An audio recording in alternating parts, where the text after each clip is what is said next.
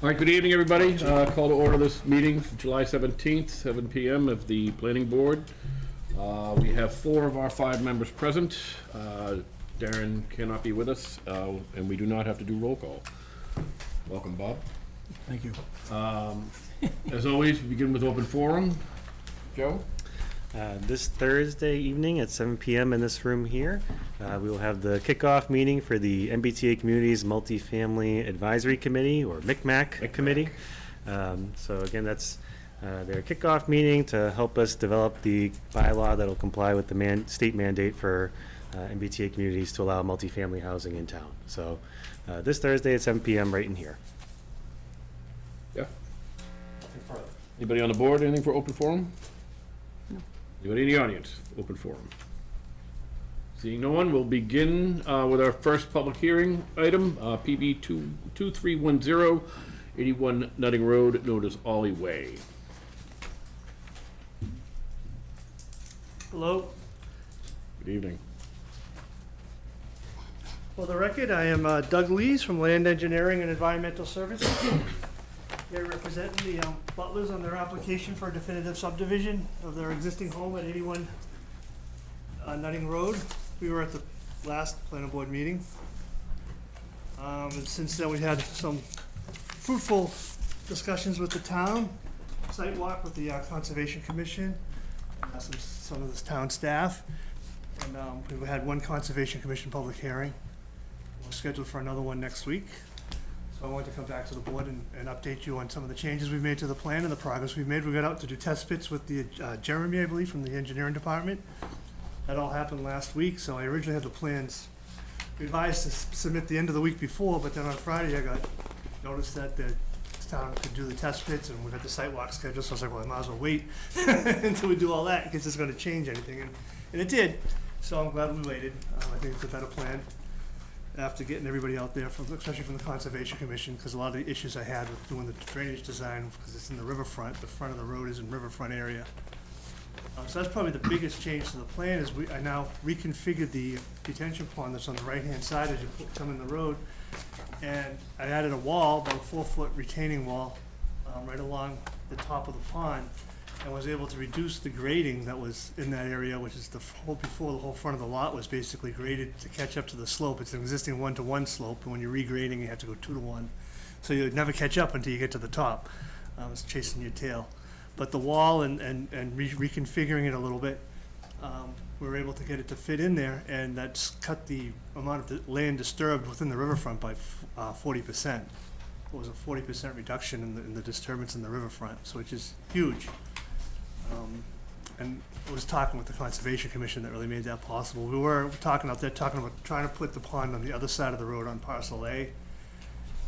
I thought when I was out there, I said, well, I could maybe scooch the road over a little bit, but I wasn't thinking that the house is at the minimum setback from the road, so I couldn't really move the road over enough to get the pond on the right-hand side and outside the 50-foot buffer, so it couldn't really go right down in the corner because there's a wetland at the corner of the property. We'd have to go back a little bit. But I think they'll be very happy with this plan, hopefully next week when we meet with them again. And so that's the biggest change to the plan. We also located the trees with the Nutting Road right-of-way. That was 6 inches of greater because we're gonna have to take some of them down for the site distance and for the pond. And I did a site distance plan. We showed the trees on there, and that was in the plan set. So you can shows that the site distance and exactly which trees have to come down. I understand we have to do a special meeting for that with the tree warden. And proceed, as this goes forward, we'll proceed with getting that scheduled, but I don't want to get ahead of myself with them. One of the other comments the engineer department had was that the road was coming in rather steep on the original design. The profile came in with like 10 feet, and then it started into a vertical curve to go up to 9%. I increased that to 35 feet to give more room for a car to stop at the bottom. It's also a little leveler for, like the planning board had talked about the children waiting for the school bus, so it'll be leveler at the bottom for the children. On that same note, when we're out there, we also noticed the area to the left of the road, right at the intersection of Nutting Road, is really flat, and that's kind of to the left of the screen, between the road and the wetland, is a nice flat area that is where his existing, some of the runoff goes in that area, And that's where the trash, he puts the trash cans now, and it's well suited for 2 more trash cans, or for if the kids had to get off the pavement, there's room there. I did add a little, it's not on that plan, but I added a little 5 by, I don't know what size, 5 by 6 gravel area, 5 by 8 gravel area there, where it would be some hard pack, you know, not pavement, but like hard pack, stone dust or gravel, so they would have some place to stand if cars were coming, so they wouldn't be stuck in the road. But again, it's an 18-foot wide driveway, there's 2 houses, and if there's kids waiting there, they're gonna be from one of the houses, so, and right now the intent is that they're gonna be his grandchildren, so that, I don't think that should be an issue. Like I said, we did test pits, went down top of the hill, we went down 11 feet, we didn't come across any water or any modeling. The bottom of the hill, we got down to about 5.5 feet, and we hit groundwater and some big stones, which, you know, say now we have the rocks to make the wall with, so that kind of works out. When you dig the pond, you can use the rocks to make the wall in the back. And 5.5 feet was enough so that the pond would still work the way it was designed with, I think it has 2.5 feet to the groundwater, and it needs 2, so that worked out well. We adjusted some of the erosion control, but that's really the main changes. We removed the curbing along the western entrance. We were just talking about where the trash receptacles would go, and that will allow the water that comes down the road past the catch basin to go where it goes now, which is in that flat area where it kind of ponds, and if it gets too much, it washes over and goes into the wetland, but mostly it just ponds in that area, and it won't keep it from going across Nutting Road, so it won't be a road hazard, and it's off the pavement. I looked at that with Jeremy when he was out there doing the test pits too, so he's seen it in the field. We talked about it with the Conservation Commission when they were out there as well. And also to accommodate that, I flattened out the crown at the beginning of the road because the road was crowned, so the water on the right-hand side would be stuck on the right-hand side with nowhere to go. But if I flatten out the crown, it can come across, kind of like the driveway is now, so the water on the right-hand side can come across that same area on the left-hand side. I talked to the Conservation Commission about possibly digging a little area for like some sort of sedimentation or recharge area right there. And it seemed like at the site walk that they thought it would be fine the way it was, because it was already, you could see where the water was sitting, just, I mean, all the rain we've had, you can kind of see where the water sits when it rains, so. That was the way we left it.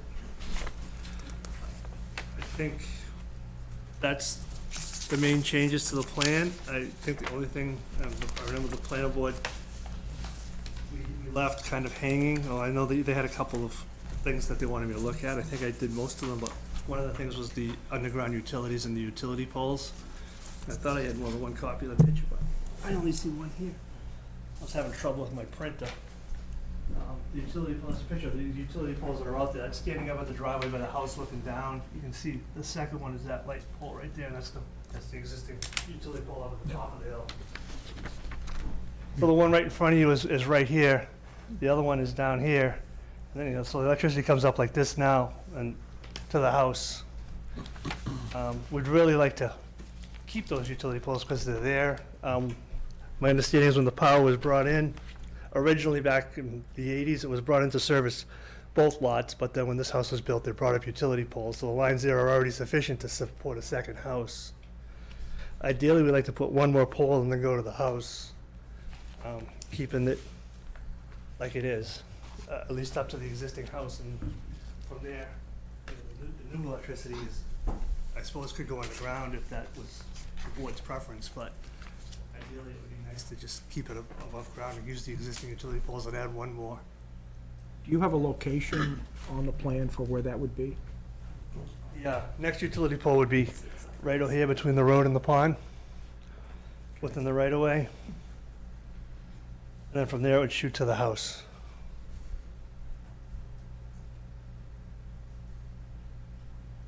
And it's up to the power company. I think they can do that. I went with distances I thought they could do, but sometimes they'll come out and they'll say they have to put another pole in between. I think it would just be one more, we'd be able to make it. And the power going out there is already, you know, the cable, the wiring is already sufficient for 2 houses, so to take it down and then put it back in underground. So that's the presentation. Well, obviously, we haven't got back DPW comments because I didn't get the stuff in until I see there was a day off with some of the responses and whatnot, but Jeff or Joe, you want to add anything? Want to go to the board? Not a whole lot to add. Obviously, you've seen correspondence from fire and water. It seems like issues are getting resolved there with the flushing hydrant that Yeah, I to forgot to be put the added to detail the on the plan plan. too, I apologize for that. They asked me, and Did speak with engineering. They don't see any red flags at this point. Obviously, they still need to complete their review of the revised plan set, but they didn't foresee any issues. All right. So why don't I go to the board with general comments, and then we can discuss utilities afterwards if we want to do it that way, so. Joni? The only question I had is I didn't see any details on the retaining wall. And maybe I just missed them, or maybe they're not there yet. no, it's, when there's big stones out there, so it's gonna be a detail of a stone wall, but I can add that to the plan. He's gonna build it up, it would be built out of the stones, come out of the detention pond, there's gonna be more than enough right there. How high will the wall be? Will be 4 feet. But I can definitely add a detail to the plan. Thank you. Anything else, Joni? No, that's it. Bob? So with the T turnaround in lieu of the circle, my question relates to snow storage area for snow plowing. And I'd kind of like to see that indicated, only because I think we got 3 items here that potentially are at the top of the circle. We've got the fire hydrant drain, and we've got the snow, and we've got the utility pole. And I just would like to make sure that we clearly indicate those so there's no conflict. Because if we don't indicate the snow storage, you could easily put the electric utility pole at the top of the T, and that wouldn't seem to be too bad until we got to winter time. And that's gonna interfere with snow plowing. And the worst thing we wanna see is snow plowing down the hill into Nutting Road. Oh, We- yeah, We yeah. really gotta keep this so that the snow stays on property. So we'd like to indicate something at the top and possibly something down towards the bottom, since obviously you don't wanna be plowing all the snow up the hill, but I don't wanna be plowing it into Nutting Road either, and I don't wanna, Conservation area as don't well. wanna go in the conservation area, I don't wanna go into the pond. Yes. So I think, given the fact that we are considering a T turnaround, that's one of the things I would like to see indicated on this plan. Probably on parcel A, was away from the wetlands as much as it can get, but I will keep it out of the pond. And so, and given the wetlands, I guess I'm gonna wait on conservation to tell us what they might think in terms of road chemicals there. I am Cause- anticipating a condition that there'll be no, A prohibition on salt and salt. chemicals. Yeah, so that's what I'm anticipating. They haven't mentioned it yet, but It's coming, that's, yeah, it's kind of expected. yeah, so, okay. And that was the only other thing I noticed, I think I've now seen that it's the wetlands in parcel A that was referred to as wetlands C, I think, in the town comments. So now it's clear to me where you want to have the drainage go down towards, which Yes. is parcel A, Yep. given the elevation, so I'm good, All right, great. thank you. Dylan? I had a similar question on snow storage, but otherwise I am good. If we're gonna talk about utilities later. Please, It's the, well, you might as well start. well, it's the only concern I have with the plan set actually at this point is the not having the utilities underground. I know we prefer it, but I understand, the applicant, they have, existing utilities run that way. It would save them quite a bit of costs.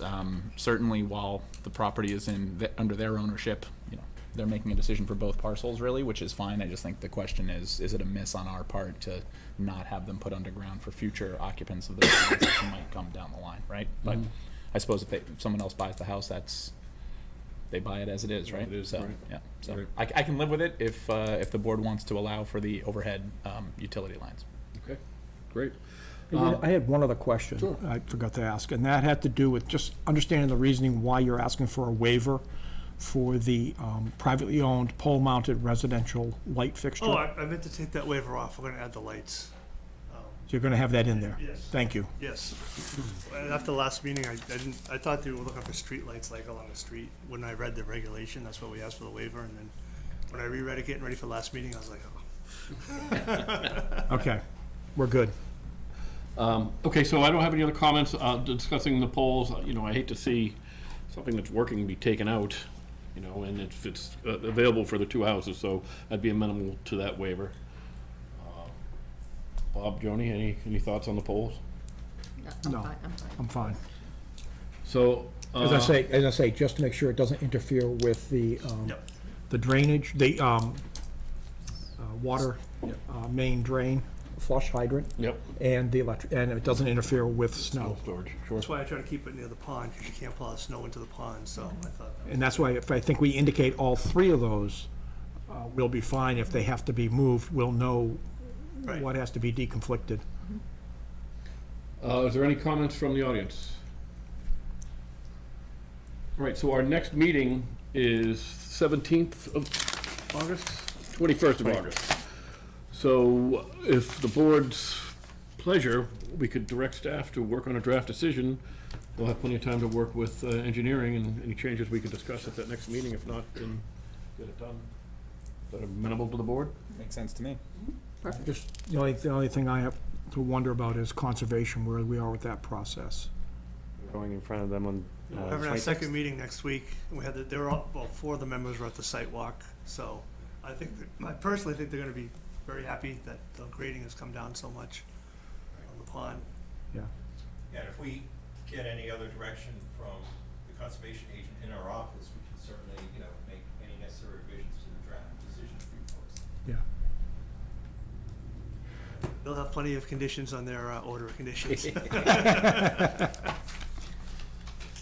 All right, so at this point, I guess, do we want to make a motion for you to work on the draft decision, or just ask you to do the draft decision? I don't think we need a motion to that effect. So I guess we just We need a hear the motion. direction, yeah, it would just be a motion to continue. Great, yeah, so we have a motion to continue? To the 17th of August, so moved. August 21st. 21st of August. Second. All right, all those in favor say aye. Aye. Aye. Opposed? Thank you very much. Well, thank you.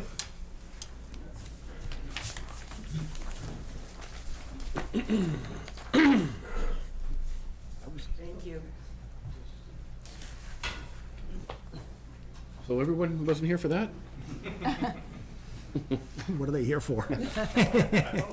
All right, so, next item on the agenda is PB 2312, zone amend zoning bylaw to define, regulate, and establish criteria for firearm businesses. This is a continuation of the public hearing. Before we begin, I'd just like to reiterate some information that we've provided previously.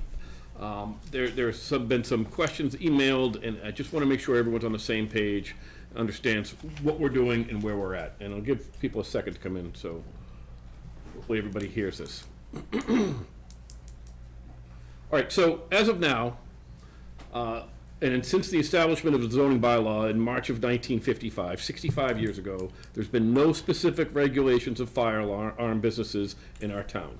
This means a gun retailer is able to open a business in the same manner as any other retailer in the town. Think of a convenience store, right? Right now, they're able to do that. The select board, along with the planning board, decided to sponsor a zoning bylaw designed to regulate the location, siting, design, placement, security, safety, monitoring of firearm businesses. This is a quick overview of the proposed amendment as it sits now. Now, this is just the overview, right? So permits will be issued by this board, the planning board, as a special permit. Businesses cannot be located within 500 feet of an existing school, daycare, church, another firearm business, or a child facility that this board determines is a child care type facility. There'll be a limit of 4 permits granted, although more can be granted with a 2/3 majority vote of this board. There's some questions that came into the board and to us about over email that I'd like to address, and one of the questions is why some of us suggest that assigning a number of permits is not necessary because the market will take care of supply and demand. I'll answer that because I think I was the one who said it, right? Again, since there's no specific firearms regulations as of now, there are currently 0 firearm businesses. Obviously, we have an outstanding permit for potential for 1 right now. The board has received a letter from a former gun store owner who had a gun business on Route 40 years ago, who had to shut down because of a lack of business. Now, it's up to the board if we'll have the board comment first, then go to the public. But I need all you folks to know that we've listened to you all in the past, and certainly listen and consider what you have to say tonight.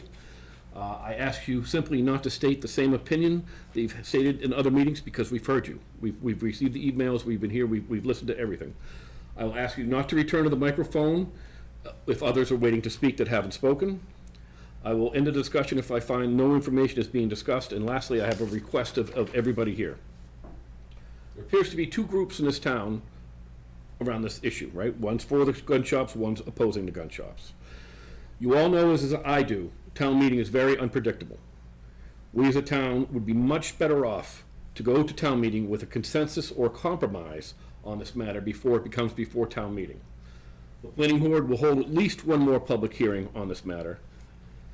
And if the two groups got together to agree with an amendment that they both could live with, we'd be happy to entertain those provisions, and the amendment would have a much better likelihood of passing at town meeting.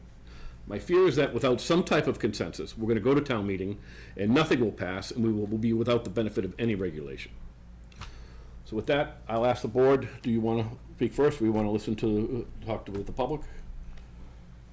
There's just one other comment I wanted to make to what you said, and another market factor here has to be rental rates in Westford. And when you combine that with the 500-foot separation, there are very few parcels that would support the kind of business that we are looking to regulate based upon what happened over in Littleton. And so I think that's another factor for how there will be controls on how many potential businesses could come in here. Obviously, we have the owner up on Route 40 expressed the opinion that it didn't survive, whatever it was, 20, 30 years ago. But you combine that with what are Westford's rental prices, it's very hard to sustain a business here that doesn't have large volume. And so I think trying to move the kind of businesses from Littleton over here, if you didn't have controls, then some of our mills would be subject to that kind of a influx of businesses. But when combined with the 500-foot separation, I think we have market factors, we have what is the current position of rental lease prices in this town, combined with the convenience to 495. All of this together really behooves us to have some controls like we're talking about here. And I really ask both sides to help us work this out so that we get some controls. And if we don't get a position where both sides can agree, we will have nothing. And we will have a free-for-all, I think. And that's what we're trying to avoid. Thank you. Well, to that, I don't think we'll have a free-for-all. I don't think we have the situation that had happened in Littleton, right? And we don't have a free-for-all now. So is the point. I think that we should regulate this because there should be some type of regulation, but it just isn't ripe in this area. Right. To go and just bring in 80 gun licenses. I'm just afraid of what's going to happen when the evictions do take place in Littleton, if they take place. I think that's a reasonable area for concern, Bob. Yeah. And I think, and then also, we combine this with the regulations that the police have now with the state. I think all of this can work together in a model that regulates this. And so we do ask all parties to think about that to help us get to a mediated position in which we have some controls, so we don't have something that we've lost control of. Because again, you never know what's going to happen in Littleton, and the floodgates open, and then what do we do? Yep. Mr. Chair, if I may, before we go to the audience, I did read with a lot of interest the letter drafted from KP Law. I thought that there was a lot of good information in there. I'd encourage anybody here who hasn't had a chance to read the packet to read it. I was heartened to see that this board, as the special permit granting authority, does have a reasonable amount of discretion with the issuing of these special permits. It seemed like there was some question on whether we would have the discretion, if we were to have an applicant come before us where they were looking to bring a business in that already met some of the same needs, we might be able to decline. It seems like if we're consistent with our decisions, we would be able to make sure that the full intent of the zoning bylaw amendment was met through the different businesses that could, in the future, ever come before us and look for a special permit. So I was happy to see that. Yeah, and I think to that point, we just need to make sure that we we put in the criteria, that kind of criteria into this, and allow us the ability to have that flexibility in the decision. Right. And to factor in having a mix of businesses that meet different needs, and allow us the ability to say no because a Exactly. business is coming in and is too overlapping with our existing business model. Exactly. So, Exactly. yeah, Yeah, that well was a good stated. point. Yeah. That was in the KP law, Yeah. yeah. Yeah. That's it. Thank you. You good? Nothing else. Chief? Sorry, Mr. Chair. So I want everyone to remember what started this off with all the articles coming out of Littleton and the problems that they were having with that mill facility. That was one of the reasons why this was brought forward and why the first applicant came over, is because the use over there was going to be changed. And I think that if we do not have something on file that gives us this type of local control, we could be in trouble, similar to what happened in Littleton. Not with 86 firearms dealers, I don't want to scare anybody, but I think that if the separate factions can have conversations moving forward to help provide further guidance and meet some sort of agreement, we have a much better chance of being able to move forward with a bylaw that everybody can at least look at. And if we need to make additional changes or propose further bylaw amendments in the future, I think that it's just important that we have something in place relatively quickly. Great. Oh, yes? So just to add to that is, as you know, at your first meeting, June 5th, and you continue to this date, there were a number of questions raised. We tried to capture what we thought were all the board's questions for council, and then we took council's comments, and we tried to make sort of the minimum amount of changes to incorporate council's comments. So some of them, they might have had some subjectivity, some of them might have raised some questions, like if you don't feel this way, you need to do something in a different direction. So we're looking for you as you go through or went through that advice from council. If we made wrong assumptions, or if you don't think we made the correct edits, this is a good opportunity to sort of raise that so we can fix that going forward.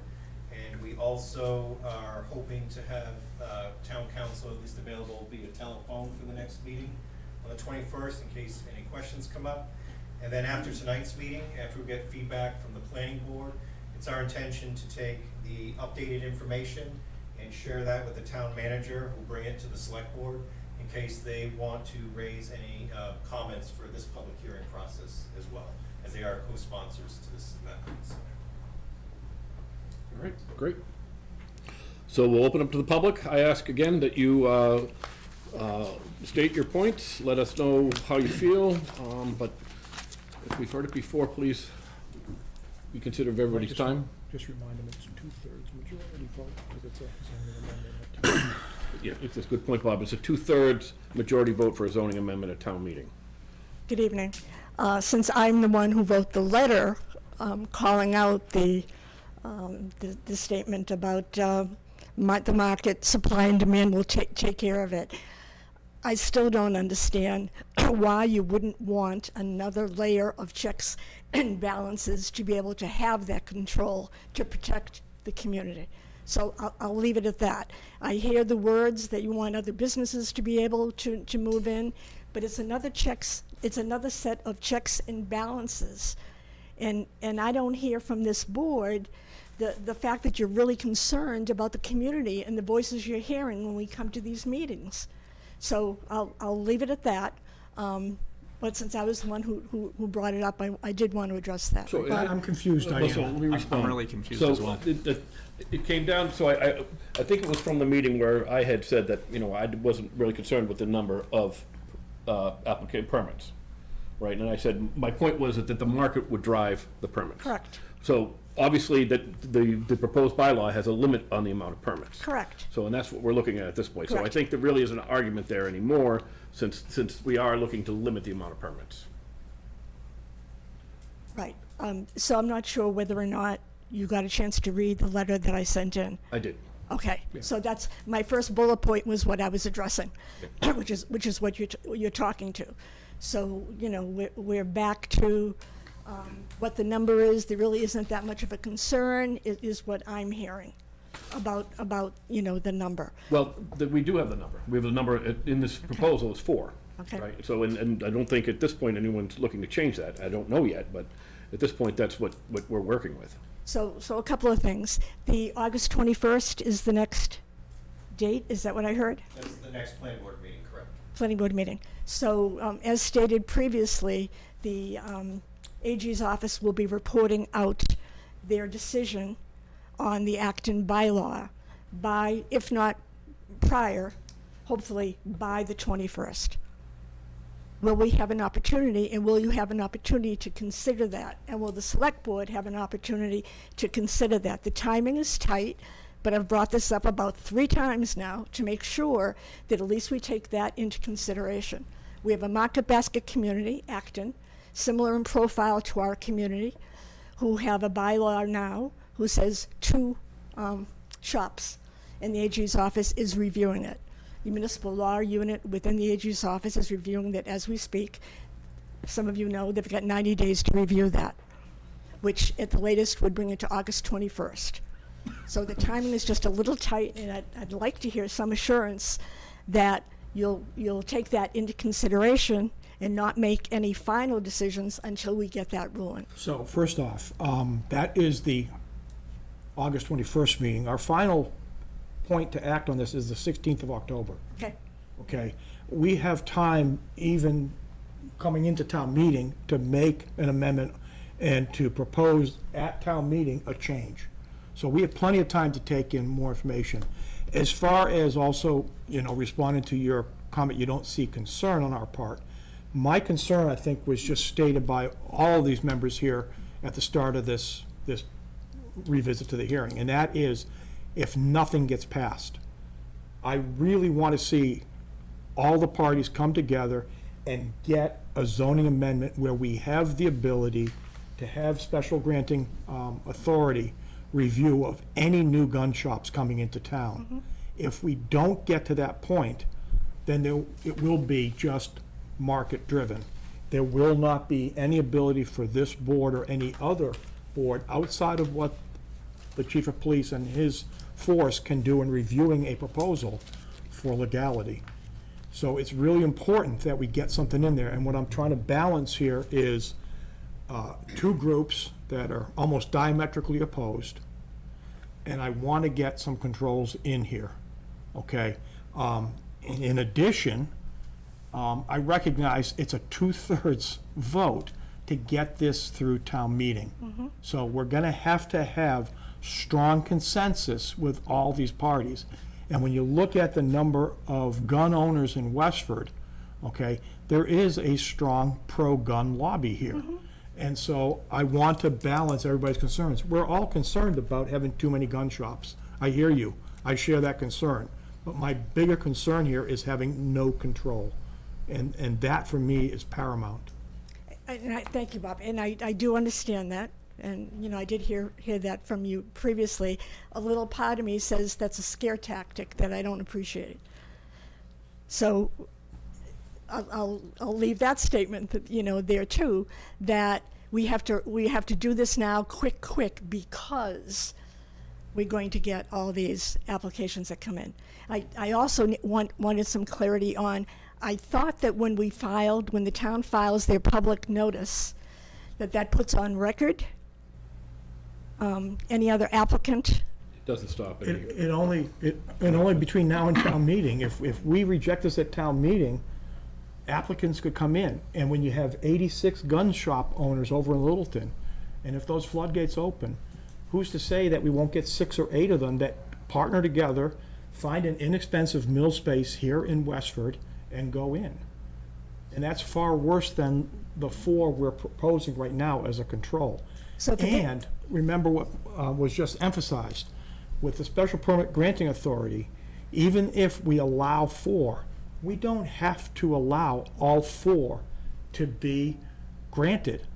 This board here could say, we've got 2, which is more than sufficient.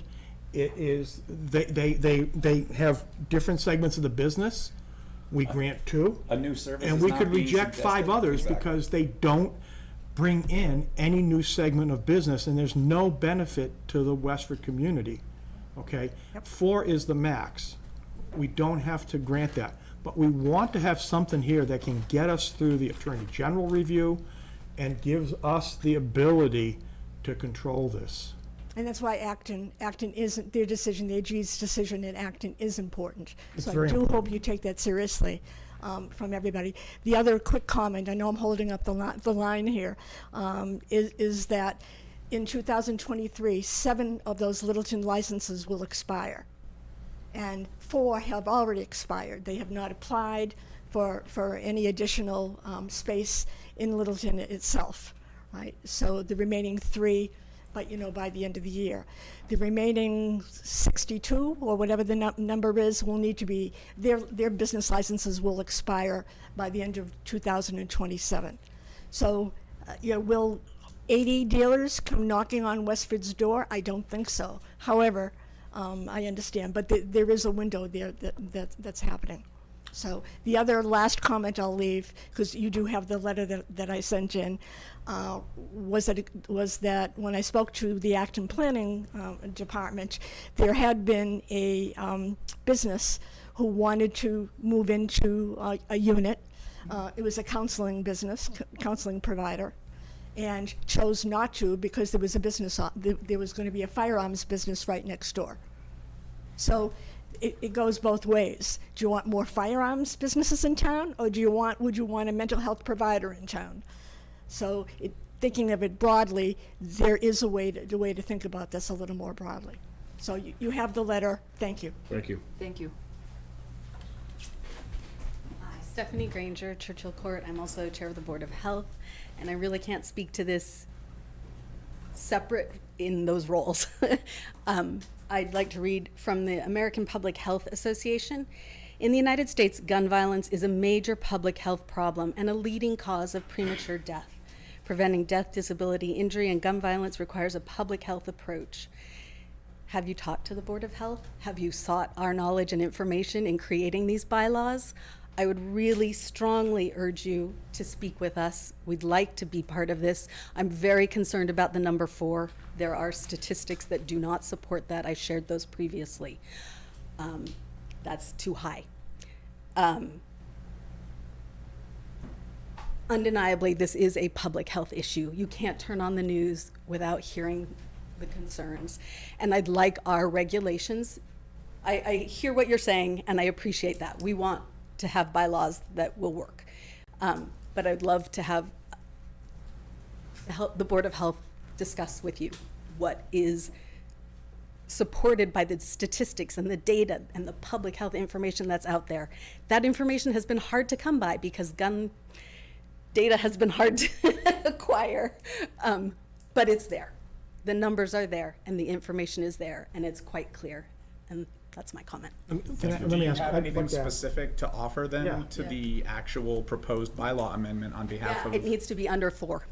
4 is too many. When you hit 4, you dramatically increase your deaths and your risks.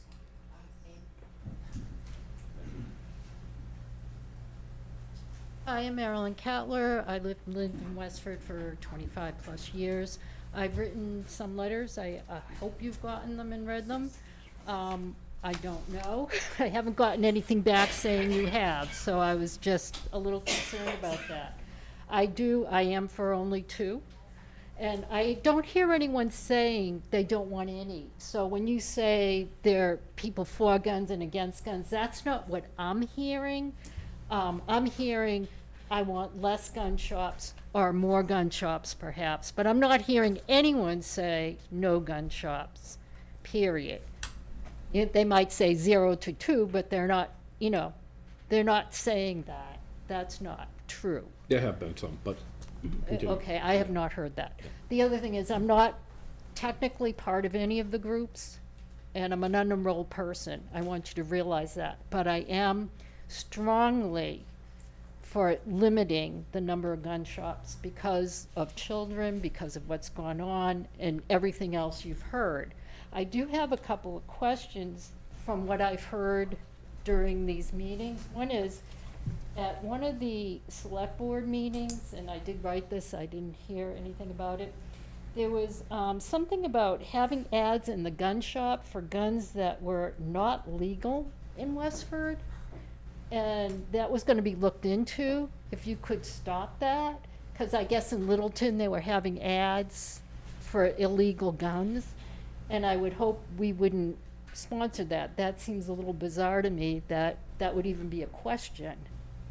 So is that something that you've looked into and that's not gonna happen? Yeah, please. So we did raise that issue with our town council. They did look into that, and the language relative to signage that's in the draft language takes into account their legal concerns. So there are some First Amendment free speech issues, so they crafted the language to do what they could to address the concerns, but there are limitations on what we can do. The council did look at that matter. Really? Yes, they did. So they can actually put in ads for guns that aren't legal? All I'm saying is the language that is in the draft bylaw now Yeah, reflects council's review of that matter. okay. When you say ads, they can't sell an illegal weapon. Right, exactly, but you can put an ad for like a, You can advocate a position that may not be enforceable by the law today, but that doesn't mean they can sell They can't sell or anything sponsor it. or sponsor to that effect. but they can put an ad in. When you say an They ad, had ads, I don't know, like, you can put up a poster to advocate a position, let me put it that way. or When you say advocate a ad, gun. I think of them advertising something for sale. They can't sell something illegal. They can just show a gun that isn't legal in Massachusetts. They could advocate a position that we believe this should be legal, but it's not. That's different than advertising the sale of that. Oh, okay. And I guess my other concern was, you know, we talk about having a lot of inspections, but I know like with liquor stores, you can't always be there to inspect, and people get away with buying liquor underage, and that happens a lot. Is this gonna be more control than that? Is there a way to control it more than that? Well, I mean, The chief. the chief, I mean, Let the chief answer the question. So for the inspections, we're allowed to inspect the premise and their records once a year. We would expect a little bit more cooperation. We could use the ATF to get into the dealership more than that, but they are only required to allow us once a year. If we had suspicions or had information otherwise, that they were doing anything illegal, we'd be able to capitalize on that, but if there's no information other than just our annual inspection, we're limited by law. The They ATF, cooperate and do more, but and the ATF also does their own inspections. Do they do them more often? I don't know their schedule, but I know that they are regulated and they do inspect. and in addition, we have the 500-foot separation in there because of a recommendation from the chief to help us mitigate certain illegal situations that were taking place over in Littleton. Right. So, you know, if there's other factors or metrics we can use, we'll consider those. But that 500 foot is what I took from the chief as a good recommendation for how we stop some of the illegal activities, in addition to what is done through the regulations that he enforces today. I guess that's my fears about having a lot of gun shops, and again, I'm for 2 or less. Thank you. Mike, can I add Yeah, something at this point? I'd kind of like to kind of almost step back a little bit and ask everybody, you know, we're talking about 4, we're talking about 2, some people wanted none.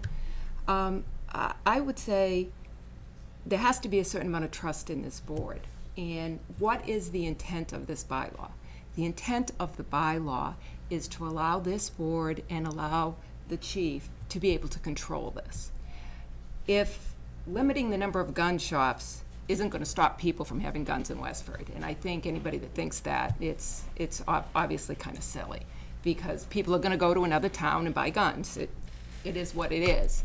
So I think what we're asking is for folks to trust us, to see that this board has, and me as the newbie on this board, has shown, and we have a lot of concern about this. And we have, sought legal counsel, we've done our research, we obviously are gonna consider Acton's, position, we are trying to consider everybody's position, but the intent is about the character of this town and what we don't want to turn this town into. So my whole thought on this is that the folks have to work together so that we can, and not because we have to have a bylaw right away. No, we have time to develop this bylaw. We have until October. So obviously, we're going to put all of the effort that we need to into it. But I think everybody has to kind of realize that limiting gun shops isn't going to limit guns. And I'm getting the feeling from talking to people that people are thinking, if we don't have gun shops, there aren't going to be guns. And that's really not the case. I don't think people are saying that, but we know that the more gun shops there are, the more people will buy, and that has been shown in other communities. So that is a truism. And it's not like you can stop. So, for instance, you stop. Please step up to the microphone. You stop marijuana shops coming in here. I didn't even know that. That's a whole different argument, the marijuana shops. But- It's apples and oranges. Well, to you, it's apples and oranges. To me, it's like, why, people have health issues, right? And there aren't any. So you could say, you could monitor those, you could do the same thing, but that wasn't a consideration. So yes, people think, if there's too many liquor stores, people are gonna be going by and they're gonna be drinking more. If there's too many gun shops, people are gonna buy more, and it's just easier. That's what happens, and there are a lot of studies out there that shows that. And I think I would ask, I know the Board of Health has some of that information, and I would ask that you share that information with us. Jeff, could we have, and Joe, can we maybe request, I don't know if we do a joint boards meeting, but have Board of Health request to participate in our next meeting on this topic? It would be August 21st. At least I can be here.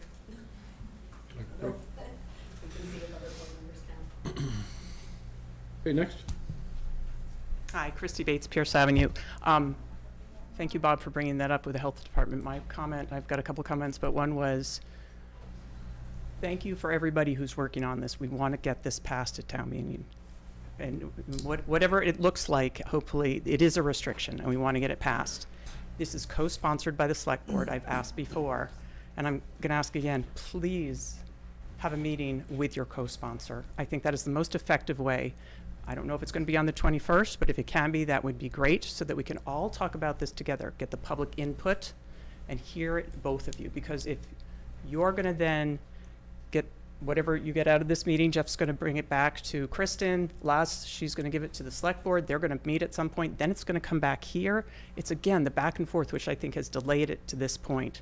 So please, I know it is not up to you to make that decision, but if you could reach out to Tom Clay and ask him if you can have a joint meeting to discuss this, so you can come up with a consensus, so we don't have the back and forth, so we can get to October 16th.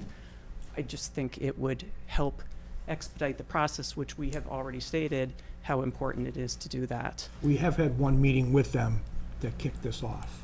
So there was a discussion between the two boards, I forget when that was, April? And that was before the hearing. Before public hearing. Before the public hearing. Right. But- So now that we're in a public hearing and before it's finalized, Right. it would be great to have a meet again. So yes, I do stand corrected. You did meet originally. It'd be good to meet again. One other point I wanted to bring up, and I did send a letter. Sorry, I sent it to Dylan, and I know it was forwarded along to you, Mike, about having a hybrid meeting. There are people that are on vacation now, and they will be in August. I appreciate that you are accepting letters, but it is not the same as being able to speak at a public meeting. You can see there's standing room only here. We had talked at the last meeting, I believe, about having perhaps a different venue. I'm not sure if that was ever explored, maybe Stony Brook. I think that was talked about. It would be very good if we could do that for the August 21st meeting, so that people who want to speak can speak, preferably to have a hybrid. And I know there are complications with that, and I know there's potential expense. You need to get someone to monitor that. Perhaps there's a volunteer. We have a lot of great volunteers in this town who would probably be willing to help with that. So I ask you So to please there look has been into some that. talk about that. There are also some technical concerns with the hybrid meeting. For example, that for some reason it gets kicked out and we can't get on. Now we have canceled this public hearing and have to start again. I understand. And, I with the do- timeline and the time crunch, we certainly, I think we can talk about maybe looking at a different venue or what's available, but and we can talk further about the hybrid meeting, but I think there's just too many concerns with having to cancel a public hearing, not only just for this topic, but for anybody else who's on the ad agenda. So I know the select board has hybrid meetings now, and I don't think they've had to cancel any, and they also have hearings. I don't think they've had to cancel any because of technology, so it might be worth having that discussion with a committee that already does the hybrid meetings and does it effectively. So just please consider it. To Mike's point, though, with this here, having a public hearing, there are some legal requirements that if we don't satisfy, we have to start the public hearing all over. Or And that's the difference. issue So- things that we may not have wanted to And we have issue. had meetings in the past where they did get kicked off a night and delayed. In those cases, there may not have been a problem, it was an information meeting. Okay. But when we have a public hearing, it's really important that we be able to ensure we can conduct the public hearing, because if we can't kick it off, we could come into an issue with how we continue it to another date. So I- that's all we're saying. I hear that there's a concern. I just think it's worth exploring, so I appreciate it if you would. Thank you. And I want to bring up one other point, one question, then one point. Question is, are you going to be, in this hearing now, reviewing line by line all the changes? We can certainly do that. Because we're talking a Because lot it's- about it's the in number, the in limit the number, package, but if there people took a were look. changes, based on what KP Law said. It would be nice to go through them. And then also, back to talking about limits, I do want us to keep in mind that the change of use that you've already approved, that unit, well, no one has moved in there. They do have up to 3 years, and it's not just them. It can be anyone moving in, right? It's not just that person, as long as it's one gun store. So I would like to keep that No, in no, mind. It's only that No, it's business not. entity. Jeff can talk to it. So if there is site plan approval, that use has been approved, and there's an opportunity for up to 3 years to vest it. So that site plan approval is valid for up to 3 years years. from the expiration of the appeal period. Yep.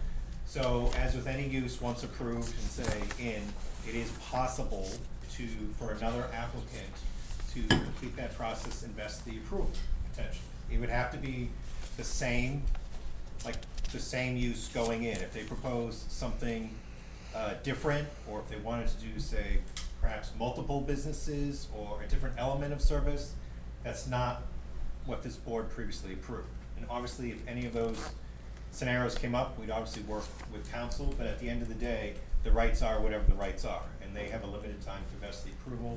It's not insignificant, it is 3 years, and I'm sure it's not as simple as that, but it is possible for someone else to affect that approval, perhaps. Even though we don't believe the current applicant, there's been no forward movement for so much as recording the decision, filing anything with the building department, working with the police department, and I knew it was a time-sensitive issue many, many months ago, but as of this point in time, we don't see that application moving forward. So there's been no work with you, chief, at all? None, no contact. Thank you. Thank you. Al Prescott, Lakeshore Drive North. How is everyone doing tonight? We're here. Most of you know me. Some of the new folks are going to get to know me. So first things first. Everybody knows that I'm on the pro-gun side, and I couldn't care less how many gun stores we have in this town. I don't see a problem with it. I worked over in Littleton. I didn't see my quality of life or my personal safety change when they ramped up with the gun stores, and I won't see a change when they leave. Simple as that. My group has reached out to the other side numerous times and asked them to meet to see if we could find some middle ground. We have been shunned. The offer remains open. I and several other folks are happy to sit down and talk. I want to make that point very clear. Now, there's a couple of things I don't want to talk about today. I sent you folks a very nice letter with some details about how almost every piece of data about firearms business and violence is garbage.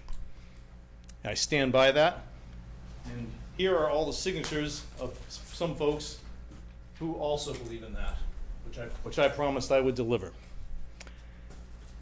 I'm also not going to talk about the fact that a series of letters that have been sent to this board seem to be overwhelmingly concerned about the various sportsmen's clubs in town. I'm not going to talk about that either. That's their problem. I actually love it.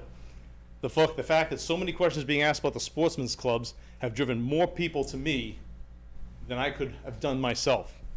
I thank my opposition for that. No, what I want to talk about is something very simple and very personal to me, as somebody who's been involved in firearms training and a variety of other things through my life.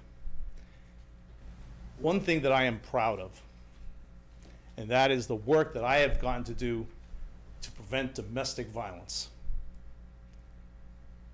Through Refuse to Be a Victim, to prevent violence from happening in the first place, to getting people, typically women, to recognize when a relationship is turning into an abusive relationship, to get out of it ahead of time, to have plans in place to get out. To the times when, in the last 5 years alone, everybody in my training venue knows that we've seen an amazing uptick in the number of women coming to our classes first time to get trained in firearm safety. Many of them have admitted to us why. And it does not take a genius to realize that when half your class are made up of single mothers, why they're there. I am deeply proud of that. One of the things that we've told people in firearm safety training is that it is a lifelong process. I still train and learn about safety all the time. One of the things that's necessary as you go into this path is being able to work with reputable dealers and gunsmiths so that the equipment that you choose, whatever that equipment is, suits you. You're comfortable with it, and you're not a danger to yourself and the public. And it is so much easier to make contact and to give the right references to people who are local that you can work with and people that you know, as opposed to saying, go 30 miles away to this person, which, by the way, is very difficult for a single mother to do. So what I would ask, as I've said in the letter before, either remove a whole bunch of those 500-foot restrictions on some of the more nebulous things, or increase the number of permits, or eliminate the cap. One or the other. We've been very, very reasonable on this. We've simply said one or the other, just not both. That's my position, and I would hate to think that because we limit ourselves to the number of firearms businesses in town, that we put women at risk from domestic violence. Thank you. Hi, Jody Marchand, River Street. I would like to respond to actually part of what he just said. As you know, or as many of you may know, my daughter was murdered with a gun by my husband, 17 years old, ready to graduate from high school. I was shot in my left temple where my jaw was shattered and now sits on my right shoulder. I'm a victim of domestic violence. I was not physically abused for the 30 years I knew him. It was emotional abuse. He knew he was losing control. He wasn't going to have it. And so he decided to murder me and my child, only I survived. And I will not go down without a fight for this. Let me say this. Abusers with firearms are 5 times more likely to kill their female victims. An average of 70 women every month are shot and killed by an intimate partner. In the mass shootings over the past decade, the perpetrator shot a current or former intimate partner or family member as part of their rampage. It's affecting their children, witnesses, or those who live with and their family members. Suicides make up 3 in every 5 gun deaths. Every day, 64 Americans die by firearm suicides. That means 1 every 22 minutes. My husband was a member of the Tingsboro Sportsman's Club, of the Westford Sportsman's Club. He would have passed a mental health issue. Don't tell me that these are answers and that we should not be concerned in our town of how many firearms are sold in our town. Don't tell me it doesn't matter. It's okay we have however many liquor stores. It's okay we have so many gas stations, and now it's okay we have that many gun shops. Are you kidding? I'm appalled Ms. Marchand? that this could happen in our Ms. town. Marchand? I cannot hear. I have a question. Do not interrupt. I have a question. What? What would you propose, how would you propose we I change can't this? hear 'cause my How would you shot in pro- the head, so how- my hearing is gone. So How can would I you speak propose up? that we change this amendment? Or what type of amendment would you like to see? I say we have no gun shops. I don't want to be living in a town. It's the point of the matter. I don't care how safe you think it is to have one here and one over there, or to have two. Oh, at first it was going to be 12, but now you've been nice enough to cut it down to 4. I say 0. That's what I say. Thank you. Thank you. Hi. My name is Doreen Deschler, and I am 7 Sinai Circle, and I am a Mass GOP committee woman. I'm here to defend the Constitution of these United States, and most importantly, the Second Amendment. First off, I'd like to say that what President Biden has said and what most people are starting to believe, that the Constitution is absolute. It's not absolute. It is absolute, okay? I'd like to start off with a quote from one of our forefathers on the Constitution. And it was Thomas Jefferson, and I quote, "On every question of construction, let us carry ourselves back in time when the Constitution was adopted. Recollect the spirit manifested in the debates, and instead of trying what meaning may be squeezed out of the text or invented against its conform in the probable one in which it passed." And now, for our Second Amendment, read to you as it is written in the Constitution. "A well-regulated militia being necessary to the security of a free state, the right of the people to keep and bear arms shall not be infringed."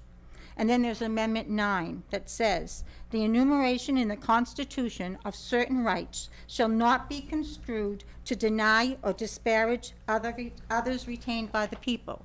This amendment forbids the government from restricting the rights of citizens. The rights for people to bear arms, the rights for free speech, the rights to assemble, all those rights cannot be restricted according to this amendment in the Constitution. I am a concealed carry licensed gun owner, and I can see your points of wanting to put restrictions on gun shops being near schools. I understand that, and I agree with that. Being, you know, as a concerned parent, as a a law-abiding citizen with a gun permit, I agree with having restrictions on near schools. I can see that. But I don't think that you should restrict gun shops or gun businesses as to how many you have into the town. Because you don't restrict how many restaurants there are. You don't restrict how many gas stations there are. You don't restrict it's not fair to restrict one business over another business. That's taking away their constitutional right. Their constitutional right to own a business and run a business. Okay, everybody has that right to start their own business, to be an entrepreneur, if their business fails, it fails. If it thrives, it thrives. They have to go by the state laws. They have to follow our state laws, okay? So my thing is, why don't we let them in and let them follow the state laws? They've got the police department that they've got to go through first. Don't they have to go through you first? Exactly. And don't you trust your police officers and your police station, your police chief? I do. I trust my police force. I trust my police force to know who's doing the right thing and who's not, and who should be here and who shouldn't be. So, and anyways, besides banning certain guns or certain gun owners, I mean, that you're trying to ban guns. I mean, come on. Everybody knows that nobody has a automatic gun, an automatic rifle. AR-15s are not automatic rifles. I know everybody thinks they are, everybody's just scared of them because of the way they look and all that stuff, but they're not automatic rifles. What people need to do is people need to educate themselves. They need to go to one of these gun places, these places. Take a gun course. Take a gun course from a police officer. Police officers do gun courses all the time. That's how you get your license. You go to a gun course, and most gun courses to get your license are done by a police officer. So you get that gun course by the police officer. They let you know how to do it safely, how to take it apart, how to clean it, how to shoot it, what the safety laws are, and how to be be a good citizen with that gun. I trust the police in that. I trust them to be diligent in that. And so because I trust my police force, what I say is, all right, I have to ask you, kind of wrap it up. if you truly want to stop the violence, okay, open up psychological hospitals, like they were saying, open up, I mean, I'm sorry that clinic didn't want to be beside a gun shop or whatever, but maybe that's a good thing, being beside the gun shop. No, ma'am, you need to direct it to us. I'm sorry, maybe it's a good thing to have it beside the gun shop. I mean, I believe in having psychological hospitals, clinics, so on and so forth. We need those, because most of the people that commit these gun violences have psychological issues. Let's be honest. They have psychological issues, okay? And as far as domestic violence, once somebody is reported as having a domestic violence thing against them, they no longer have the right to have a gun. Correct? No, that's not true. That's not true? They can get a gun if they have a domestic Right, violence? We gotta move on. If they're convicted, but just because somebody has been charged does not mean that they cannot Okay. have a firearm. I'm sorry, I misunderstood on that. I thought once you brought the charge up against them, they had, No, if they get a guilty charge, they cannot get a firearm, but Okay. prior to that. okay. All right. So my thing is if you want to protect our children, my feeling is that we should have an armed police officer in every school. Okay, 30 seconds. Okay, armed police officer in every school. You should allow any staff member in the school that would be willing to conceal carry, to protect our children from when somebody does break in to harm them. That's the way you protect our children, not by shutting down the gun shops. Thank you. Very much. Thank you.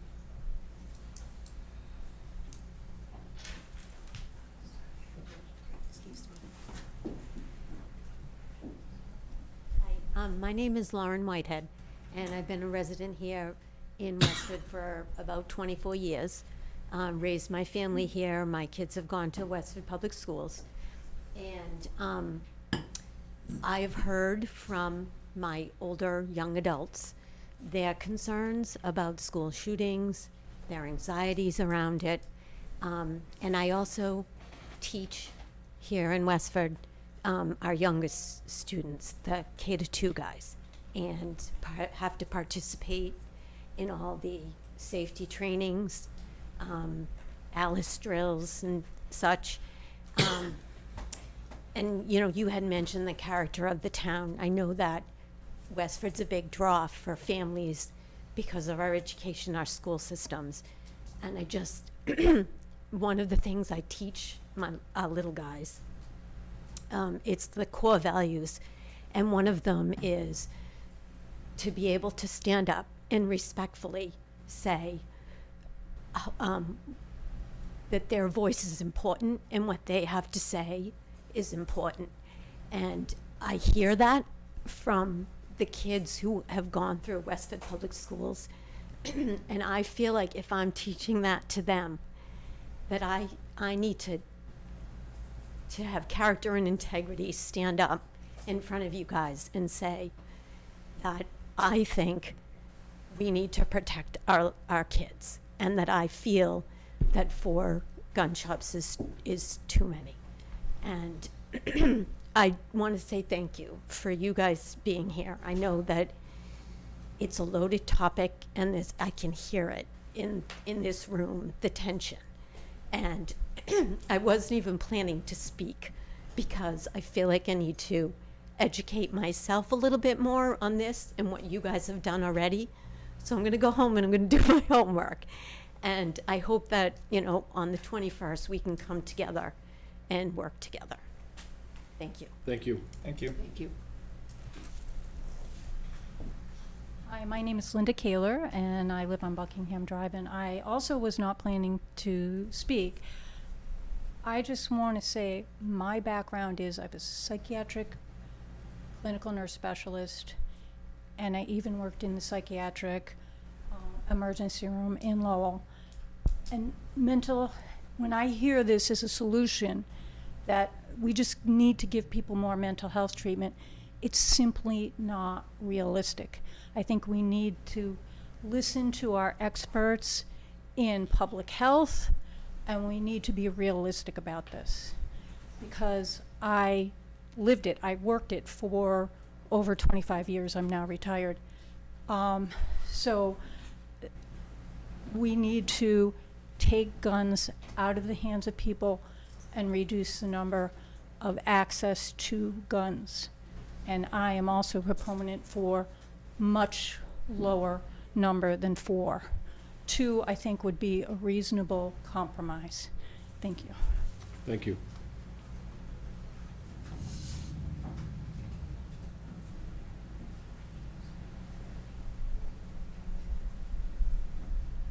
Hi, my name's Tatiana. I was inspired by my colleague Lauren. I didn't even know Lauren was going to be here today. But she voiced many of the same words that I had written while I've been sitting here.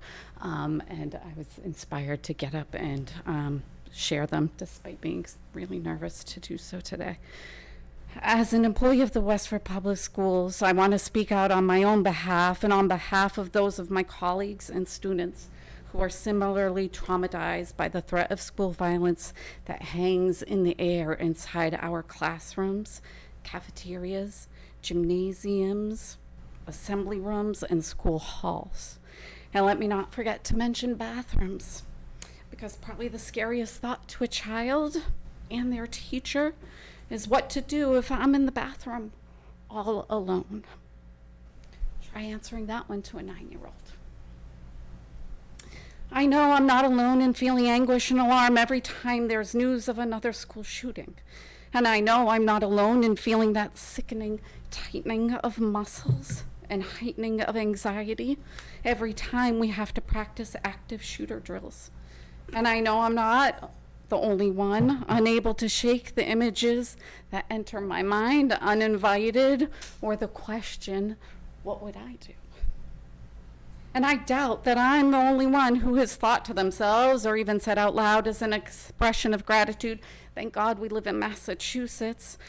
It's some measure of relief to know that our state's strict gun laws have kept our gun-related death numbers among the very lowest in the country. Some measure. But there is an ever-present frequency of fear that hums imperceptibly in the subconscious of most educators and students. My son reminded me of its constant presence just the other day. We, meaning he and I and my high school-aged daughter, were innocently chatting at the dining table about dreams. I said I rarely remember mine. My son said he remembers his all the time and talked about how vivid and real they feel. He told me about a dream he had had just the night before. Sorry, I lost my place. It was about a school shooting he had to try to outrun. Unprompted and without any obvious trigger, it's summer, a welcome reprieve from any news of school shootings. Yet, this is what he dreams about. What was a light-hearted, pleasant conversation turned deadly serious. I asked my daughter if she also has dreams about school shootings. Her response was almost one of surprise at being asked, because it should have been obvious to me that she had. I was not surprised. My oldest had already spoken to me about dreams she has had, and despite a horrible waking memory, I have had my own. That hum I spoke about gets really loud sometimes. It's made louder now, knowing that our town will have a business that makes access to guns easier. It's dismaying that some making decisions on this matter have no personal experience with this feeling.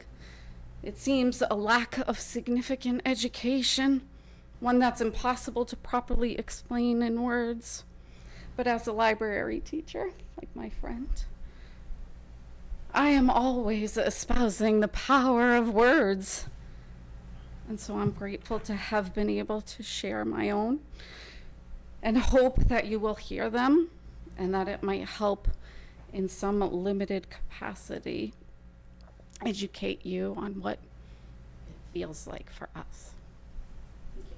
Thank you. Thank you.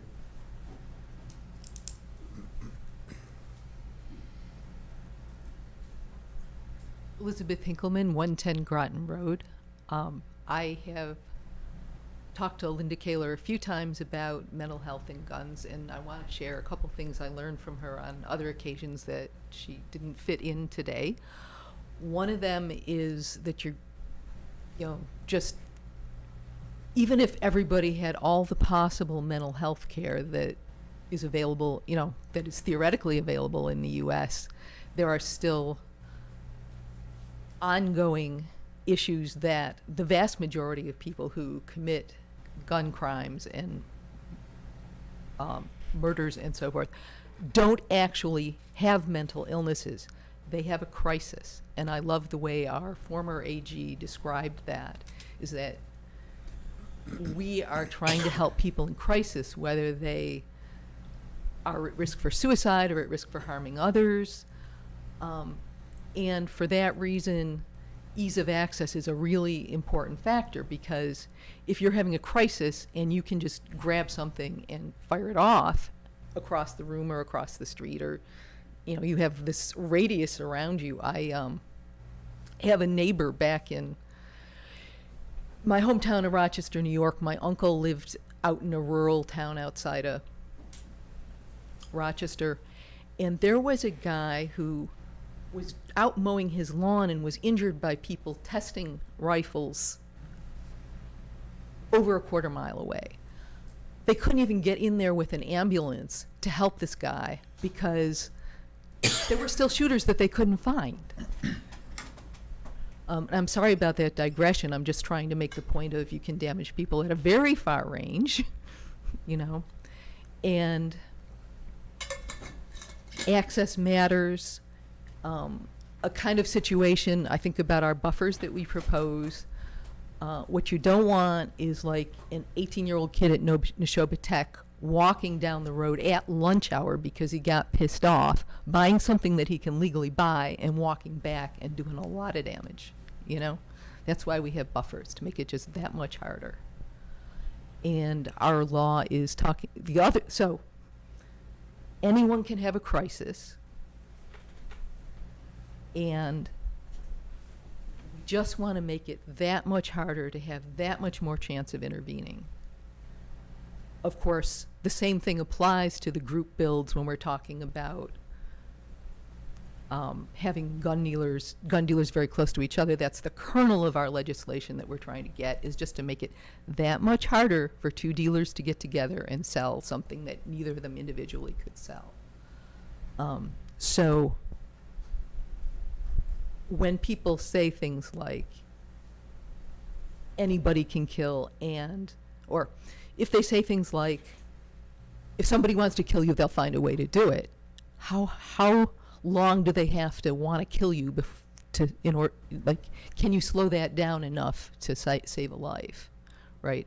So the 2 points about mental health, I'm sorry if I'm rambling, are anybody can have a crisis, and there are people who will never get enough, people whose mental health is so bad that you will never solve that mental health problem.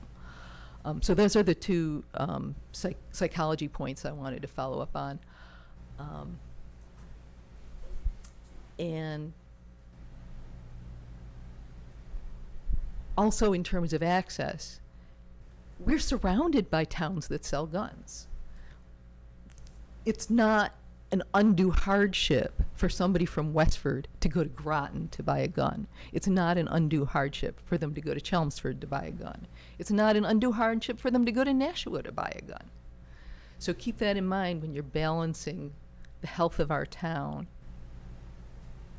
and the rights of gun owners. Thank you. Okay, anybody else? We'll take a couple more and then continue this on.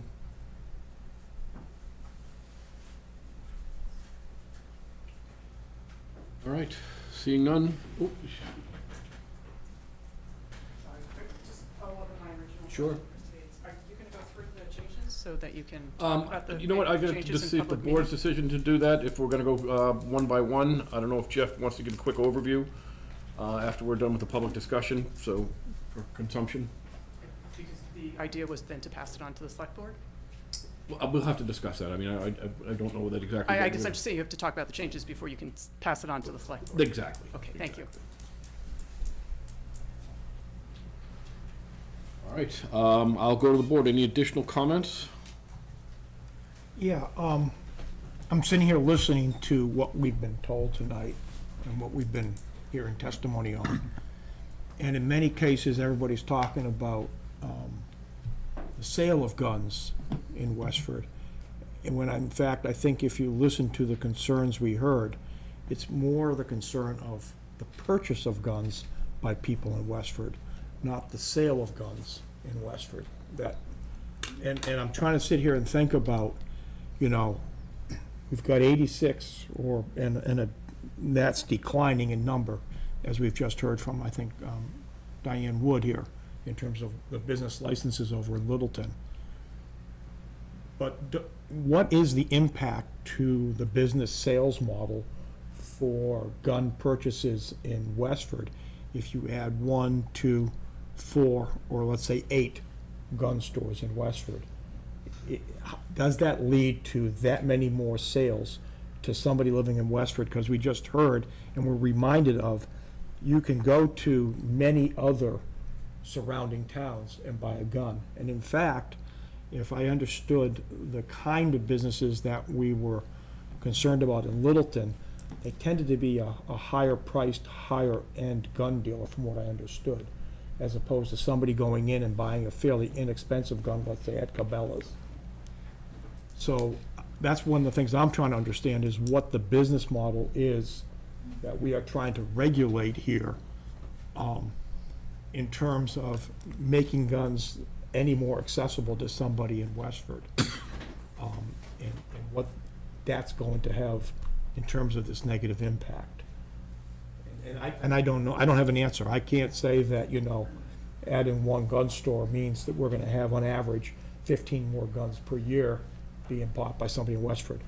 I don't know if it's that, or it makes no difference, because if they didn't buy it here, they're gonna go 2 or 3 towns over and buy it in another establishment of a similar nature, so. And Mike, I'd like to add something too. I have to agree with what Bob is saying, because a lot of the testimony that at least I seem to have grasped this evening is people who are against guns and have issues with gun violence. And we're not here to deal with gun violence.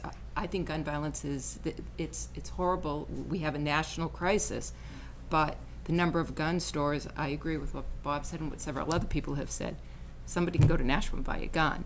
So I think what we have to all think about, and I think what's getting lost, is what is the intent of this bylaw, the characteristic of our town?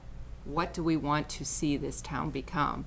And I think by putting in some of the restrictions that we have, the separation, trying to limit the number, knowing that even though the number is 4, if there could, for some reasons, be situations where we don't approve 4. We only approve 2. We only approve 1.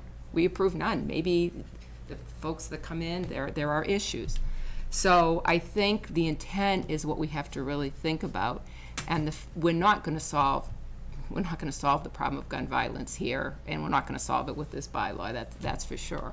So I think what we have to think about is the characteristic of the town, and I would hope that folks see that the controls that have been put in place, and that you will see even, have been edited and corrected even further by input from the attorney, I hope folks will see that, you know, we have tried to deal with the characteristic of the town.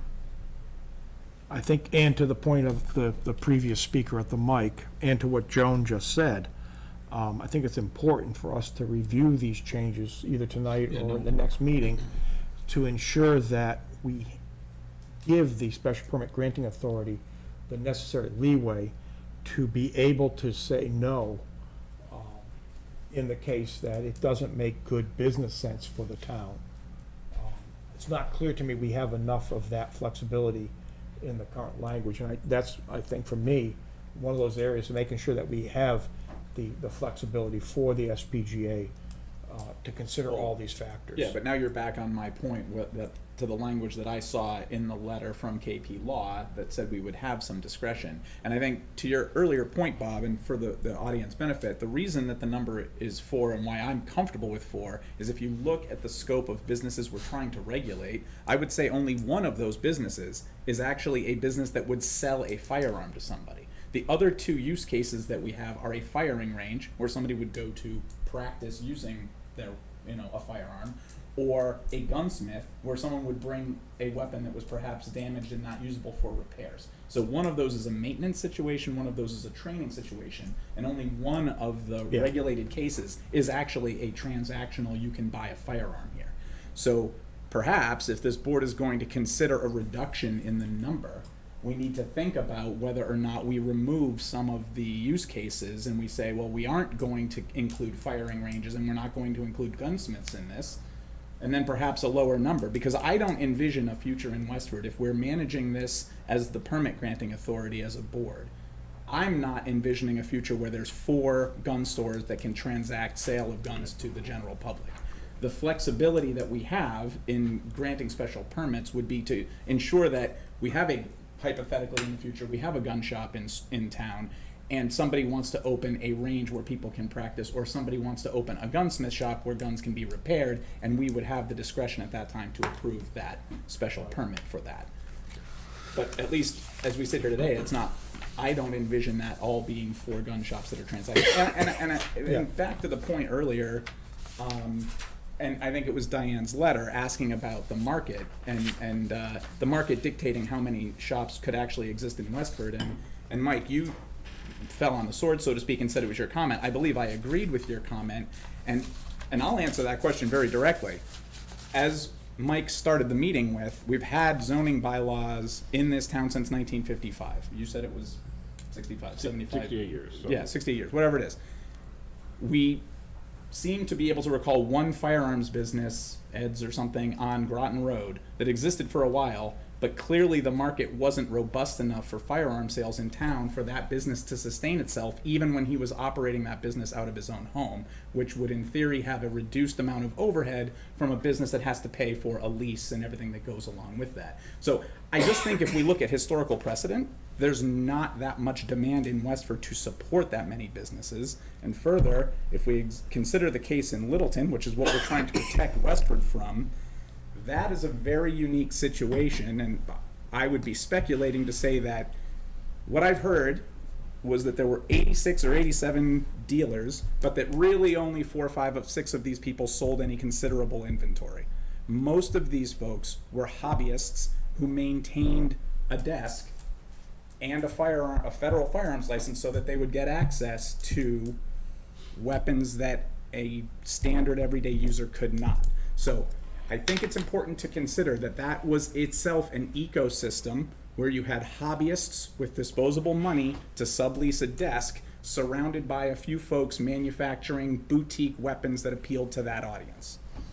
And some aspect of social club. Right.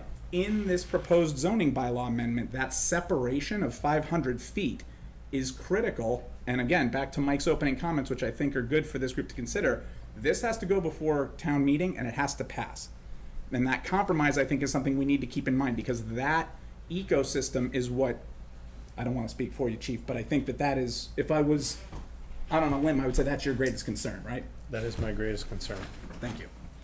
And those are all my comments, and I'll shut up now. Thank you And very much. the other thing, your comments, Dylan, kind of reminded me of, we heard comments about no other business being regulated here in Westford in this manner. Right. And that's not quite correct.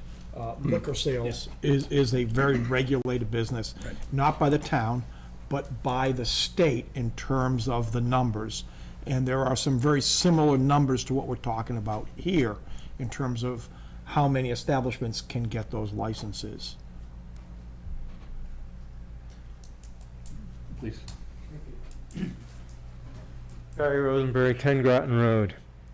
After hearing everything, a suggestion that I have for your amendment is that you limit the licensing of firearm sales to one license, which I don't think conflicts with a lot of what I heard, and I think would calm a lot of the fire in this room down, and would certainly calm it down for me. Jeff, do you want to give a quick high-level overview of the changes from town council? Just for the benefit, it is in the packet, it is online, you can see what was delineated and changed. I do also have a couple of copies for folks. There's some red line version and clean, if people want any.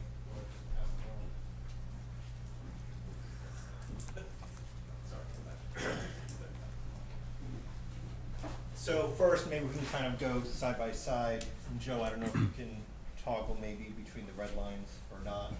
There was one question, the first one by town council. I think the planning board clarified that their intent, they wanted to make sure that there was protection for the existing clubs, to make sure that they wouldn't be adversely affected by a proposed zoning bylaw amendment. And so I think we clarified that the board wanted that protection for the existing two clubs and not necessarily to extend to future nonprofit membership clubs. That was what I thought I heard.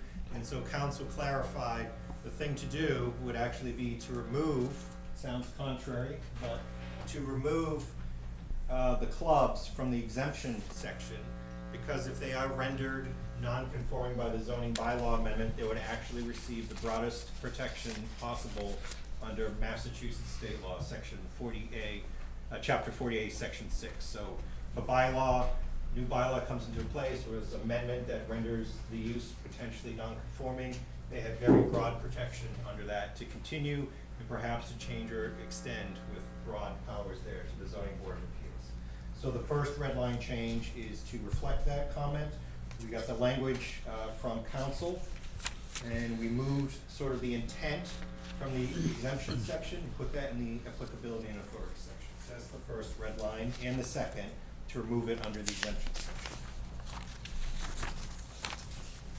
Now, some of the questions that we asked and responses from council did not necessarily translate into red line changes into this document.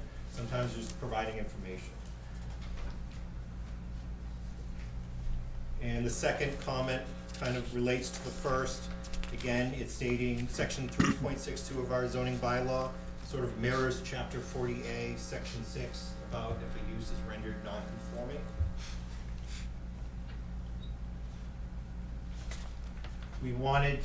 We had some questions about the clubs, that they're non-profit membership clubs. We didn't want there to be confusion under a bylaw if they could be considered a firearm business, given that they're not necessarily a typical business. And so there was language added to clarify that firing range, whether for profit or not, would be considered a firearm business under this proposed zoning bylaw. But to be clear here, it does allow for a profit-seeking business to be operating a range as well. With benefit of a special permit from the planning board. Correct, right. Correct.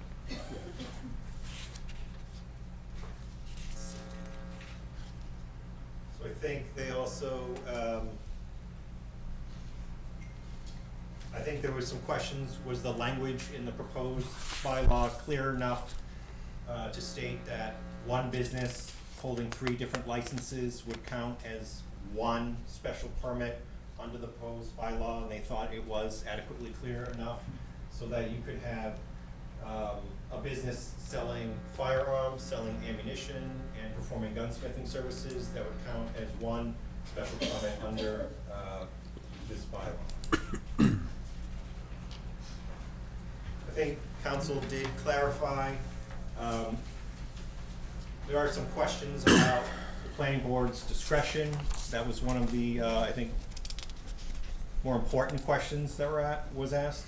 So the planning board does obviously retain a lot of discretion. I think they clarified, particularly if, as I think Dylan and Mike got to, say you have repetitive elements of service being provided, that you do in fact, as long as you're treating all the applicants consistently, and as you go through that process, if you're finding redundancy and you thought it was appropriate to withhold issuing some of the later special permits because they were repetitive, and say there weren't any for gunsmithing or firing range, you would have discretion to do that.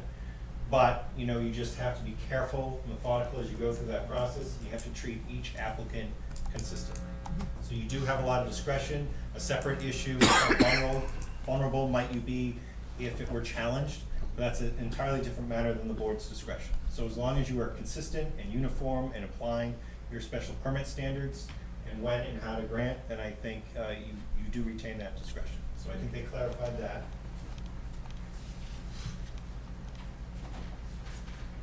One of the other questions was how much detail or how little detail to go into for revoking or suspending special permits. There's a couple of schools of thought. In order to have all of the reasons for suspending or revoking a special permit once granted, you would have to sort of think that through and put all of that into the bylaw in the here and now for it to be incorporated as part of the bylaw.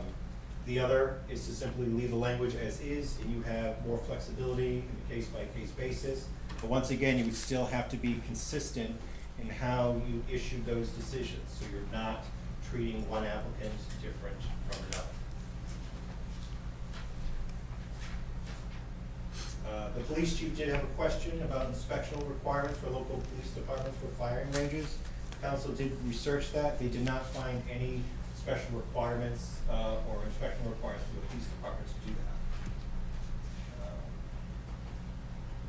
There was clarification provided in section 6.69 that we had talked about a under chapter 40A section 6, if a use is if there is an existing use that's rendered non-conforming by a zoning bylaw amendment, sometimes the zoning board of appeals, with benefit of a special permit, can allow for a change or extension of that non-conforming use to another one. If they can make certain required findings, that is a special permit process. We did ask council for clarity. It was our understanding that a special permit granted by the zoning board of appeals in that situation would not count towards the special permits under this proposed bylaw amendment. Council confirmed that on the phone, but they did think it would make sense to clarify that so there's no confusion in the future. So the red line that was added here, it doesn't change what would happen, it just makes it more obvious to someone reading the bylaw. They would know that it would not count towards that limit. And if you folks did want it to count towards that limit, we would have to take specific actions to make it so here. But that would probably be a little more work with council, because again, it wouldn't necessarily fit clearly under this section. It would take a little work, but whatever your intent is, we can work with council to make that happen. So for now, we just provided the clarification. If you want us to go in a different direction, we just need that input. Can we have a discussion of that for a minute? I understand non-conforming use, non-conforming structure, but the Board of Appeals grants the extension of that non-conformity. But what happens in the case that it was not a firearms business under the jurisdiction of this bylaw? This is saying that the Board of Appeals could extend that non-conformity and grant? So let's take something not to do with anything here. Say there is a quarry, okay, and say it's in a zoning district that quarrying is not allowed right now. Let's say the quarry existed for hundreds of years. That would be a pre-existing non-conforming use. Yep. With benefit of a special permit from the Zoning Board of Appeals, it is possible, but it's certainly not a guarantee, that the zoning board could authorize the changing or extension of of that pre-existing non-conforming use to even perhaps a different non-conforming use. But they have to make very specific findings, and that is something that exists in state law. And the expansion of that non-conforming use. That is correct. Yeah, I'm struggling with this one, because But I think the example that they gave was like if one of the existing sportsman's club wanted to open an additional firing, like. Open it like big, line, longer. Like one lot more line of firing in their firing ranges.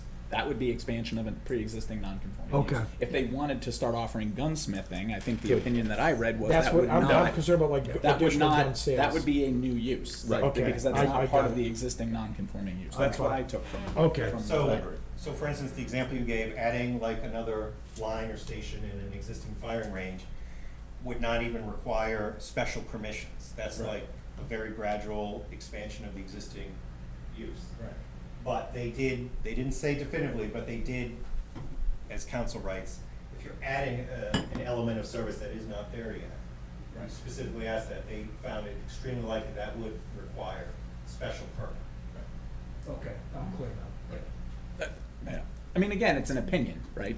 No, but I was trying to see how Yeah, this yeah. could expand, but now I understand that. Yeah.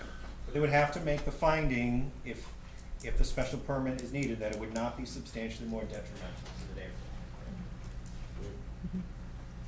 Okay, anybody else on the board have anything? We'll move on. I'd like to thank everybody for coming and being respectful. It's good that we can have this discussion. We will continue this. Could I have a motion to continue this to the next meeting, the 21st? So are we comfortable having this shared with the select board? Do we need to decide that?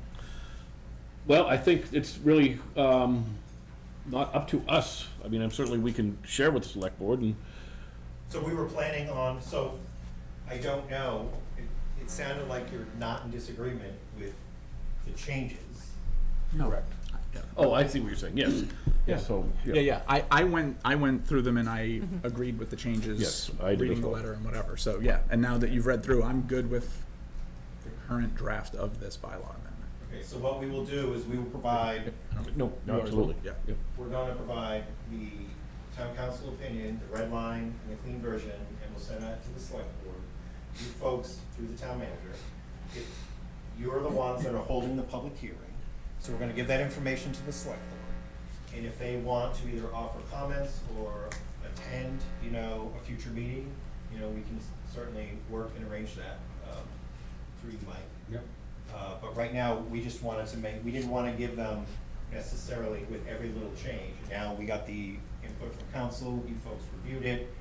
You don't at this time want any additional changes, so this seems like a good time to give them that updated information and see, as co-sponsors, are they still on board with that? Do they take issue with something, or do they have some thoughts for you to consider? Okay, and Ideally, we'll yes. certainly let them know that your next meeting would be August 21st. Welcome to send participants or we could consider a joint meeting. Sure. All right, so can I get a motion to continue PB 2312, amend zoning bylaw to the 21st of August at 7 o'clock in this room? So moved. Second. All those in favor say aye. Aye. Aye. A quick note, maybe we do discuss changing the venue. I was gonna say, so folks, if you could please pay attention to the agenda in case it is at a different venue, we will put that on the agenda, okay? Where will notification be? So notification will be, so first of all, you can either subscribe to planning board agendas, you can contact our office or email us. It's posted at the town clerk's office, but you can always reach out to us. But it will be on, you can look at the agendas online, and if you have trouble finding it, you can certainly reach out to us, we can walk you through that process. It's right on the town's main webpage. If you scroll down a little bit, there's a section for agendas and or meeting packets, if you want to get that information in. So Friday afternoon, the 18th of August, the agenda will be posted, and you can get it from there. It will be posted usually the Thursday before the meeting to satisfy open meeting law requirements. And the packets Packets usually are go Friday. not later than the Friday before. All right, terrific. Okay, on to our next. So there was I'm sorry, I missed it. So, Bob, you were the motion maker? I second that. Yep. Did you actually vote? Yes. Yes. It was 4-0. Thank you. On to our next public hearing, PB 2313. Might take me a minute. Site plan review for 2 Depot Street. I'll move that we waive the reading of the public hearing notice for PB 2313. Second. All those in favor? Aye. Opposed? We do have a, before we open the public hearing, a request to waive the fee. We take that before we open the hearing, right, Jeff? Yep.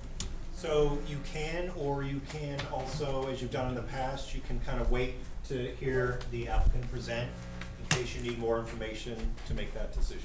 I think that's a great idea. So can I have a motion to open the public hearing? So moved. Second. All those in favor, say aye. Aye. Good evening.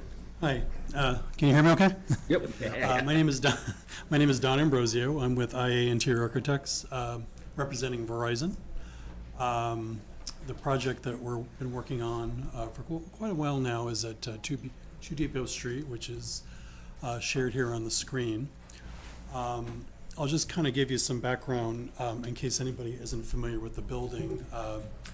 Verizon in every single town and city has what we call a central office or telephone exchange. And much like every town has a police station and a fire station, the telephone service as an essential service also has its own little hub in every town. Where the operator sits, right? Yeah. The operator's oddly rectangular and has little lights that blink, but what these buildings do is all your telephone service in the town, and then today your data service. In some cases it might be FiOS, and most importantly E911 goes through these buildings. So generally, just like the police station and the fire station are usually concentrated in the downtown area. As every town arose, Verizon or New England Telephone, as it used to be, would set up a central office where all your local cables would come through and go out, so you can have your phone service in place for your town and never lose phone service is really the goal. For the most part, the building just sits there. Today you'll see telephone data racks inside the space. It's not a manned building. What happens is that almost all the time there's something in the building that needs some repair. Some wires need to be connected. Somebody has to troubleshoot something. So you'll have technicians who come to the building and they'll work on that and get dispatched out. Pretty much every day you might see a small van or a car come in with the Verizon logo. It's usually somebody who's fixing something in a building. And priority number one is not losing telephone service. So what Verizon does in every single one of these buildings is a total belts and suspenders setup. So in the building, you have this telephone equipment and you have air conditioning, just like a computer room. And all of that has to be backed up by a standby generator. And if the power goes out, 2 things happen. There's batteries in the building that maintain the low voltage telephone, and there's a generator that takes over the commercial service as well as all the air conditioning. If too long a period goes by and the air temperature changes too rapidly, the telephone service will sort of fry and we'll lose that. So it's a very highly managed building. On top of that, we have backup to the backup. There's usually a provision of a portable connection so that if that generator doesn't survive, they'll bring in a portable on wheels that is not there now, but in the event of an emergency, they'll wheel it in to pick up the telephone. It's critical that we do not ever lose telephone power. So right now in the building, on the, I guess it would be the lower portion of the building where you kind of see a little rectangle out there on the bottom towards the street. Inside the building, there's a 115 kilowatt generator. It's a diesel generator, and it has an underground fuel tank that you can kind of see on the front lawn. It's below grade. It has a concrete cap. Probably don't notice it, but that stores the diesel fuel for it up to somewhere between 48 and 72 hours of time. If they run out, again, they dispatch these portables, but with so many essential services going through the building that we just cannot ever lose that. So I do a lot of these in many of the towns, and as the years go by, it seems like every 20 to 30 years, the generators go beyond their life expectancy, and because of the technology that's in the building, even though it's usually less equipment than there might have been 20 or 30 years ago, it produces more heat, which means that we have more load. So now they've determined that they need a 220 kW generator to satisfy the long-term growth of the town.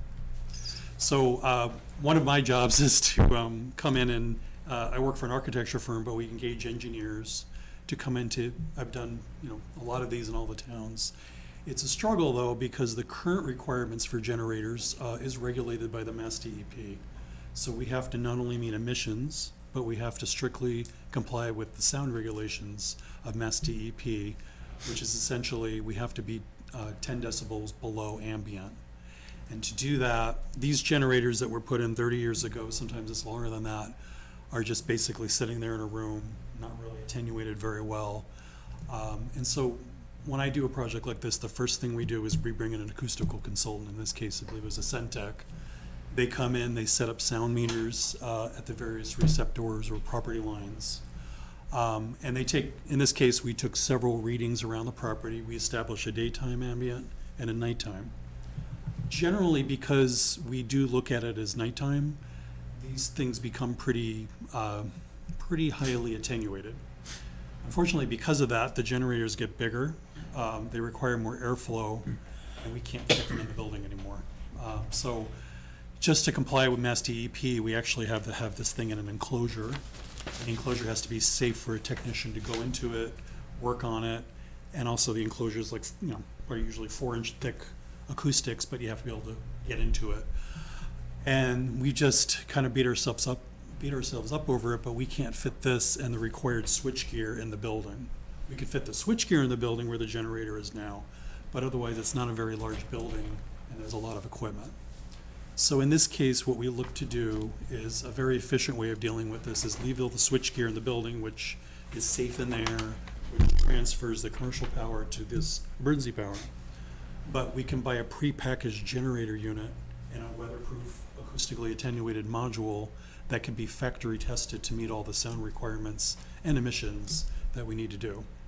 Generally, we buy them from a range of manufacturers, but we basically, the acoustical consultant will write a report and say, based on what I've found, this is how you need to design the generator, and it needs to be, in this case, it's 53 decibels at 25 feet in order to meet Mass DEP. Now that's pretty beefy for a generator, can be loud, but amazingly when we do these, that enclosure makes a significant difference. So what we're doing is proposing to put it in the back of the area of the yard. Obviously, we're not going to put it in the front. We don't want to put it in the driveway. In the back of the building now, there's a couple things. There's a couple of, I believe they're Liebert dry coolers or condensers with fans and a chain link fence to the left there on the back. To the right of it used to be a temporary building addition where they did a hot slide when they changed over the type of telephone equipment 20 years ago. I think that was the variance that was being referenced in the 1996 report. They had a temporary building addition and they livened it up and they literally slide it into the building, then they patched the building up. So that happened 23 or 22 years ago. And now there's just asphalt in the back, a little bit of a little bumpy berm that they left over. And so we've got the manufacturer to make this nice and compact where it's only 8 feet wide by 24 feet long. But incredibly, that allows a technician to actually get into it, to safely work on it. It will have 2 access doors so that if he has to get out of there, it's safe. And it also comes with a prepackaged belly tank, we call it. So it stores about 72 hours worth of fuel, which I think is about 800 gallons. That'll actually replace the tank that's in the front. So in the front yard, there's a underground tank that Verizon would have their environmental group completely remove, restore the lawn. This tank, the belly tank, is built in, double wall, fully UL, belts and suspenders alarm, so if there's any kind of rupture, leak, it actually is double wall, but it also will immediately send an alarm to their central command center so that there's never a risk of spillage. From the appearance of this thing, it really looks like a big box, essentially. It has a metal enclosure that is acoustically lined, a couple access doors. It's about 10'6" tall, and we do have the option of providing color. So these are some photos of the upper left is the front of the building, so that concrete fuel tank in the right upper left we would actually get rid of and just plant, grass or something there to make it look nice. Upper right, I'm sorry, upper left, and then the left-hand side is the back of the building. Right now you just see it's asphalt, you kind of see the little berm somebody left where the old temporary building was. And then the lower right-hand photo is showing the condensers. And then to the left of the condensers, we'd like to put the module. I would like to run it, if possible, I guess parallel to the building. And the reason would be it's completely concealed behind the building, so you can't see it from the street, you can't see it down the driveway. And it limits how much you can see from the neighbors on the left and right, which are fairly set back, particularly the neighbor on the right. But it would keep it less visible.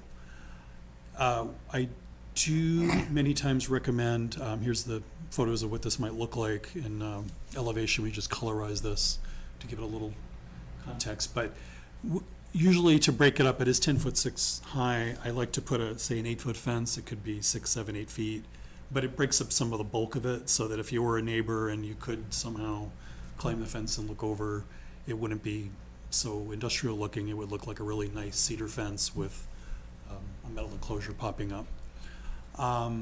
And so that's what I was recommending. We did struggle a little bit because the backyard has a triangular shape.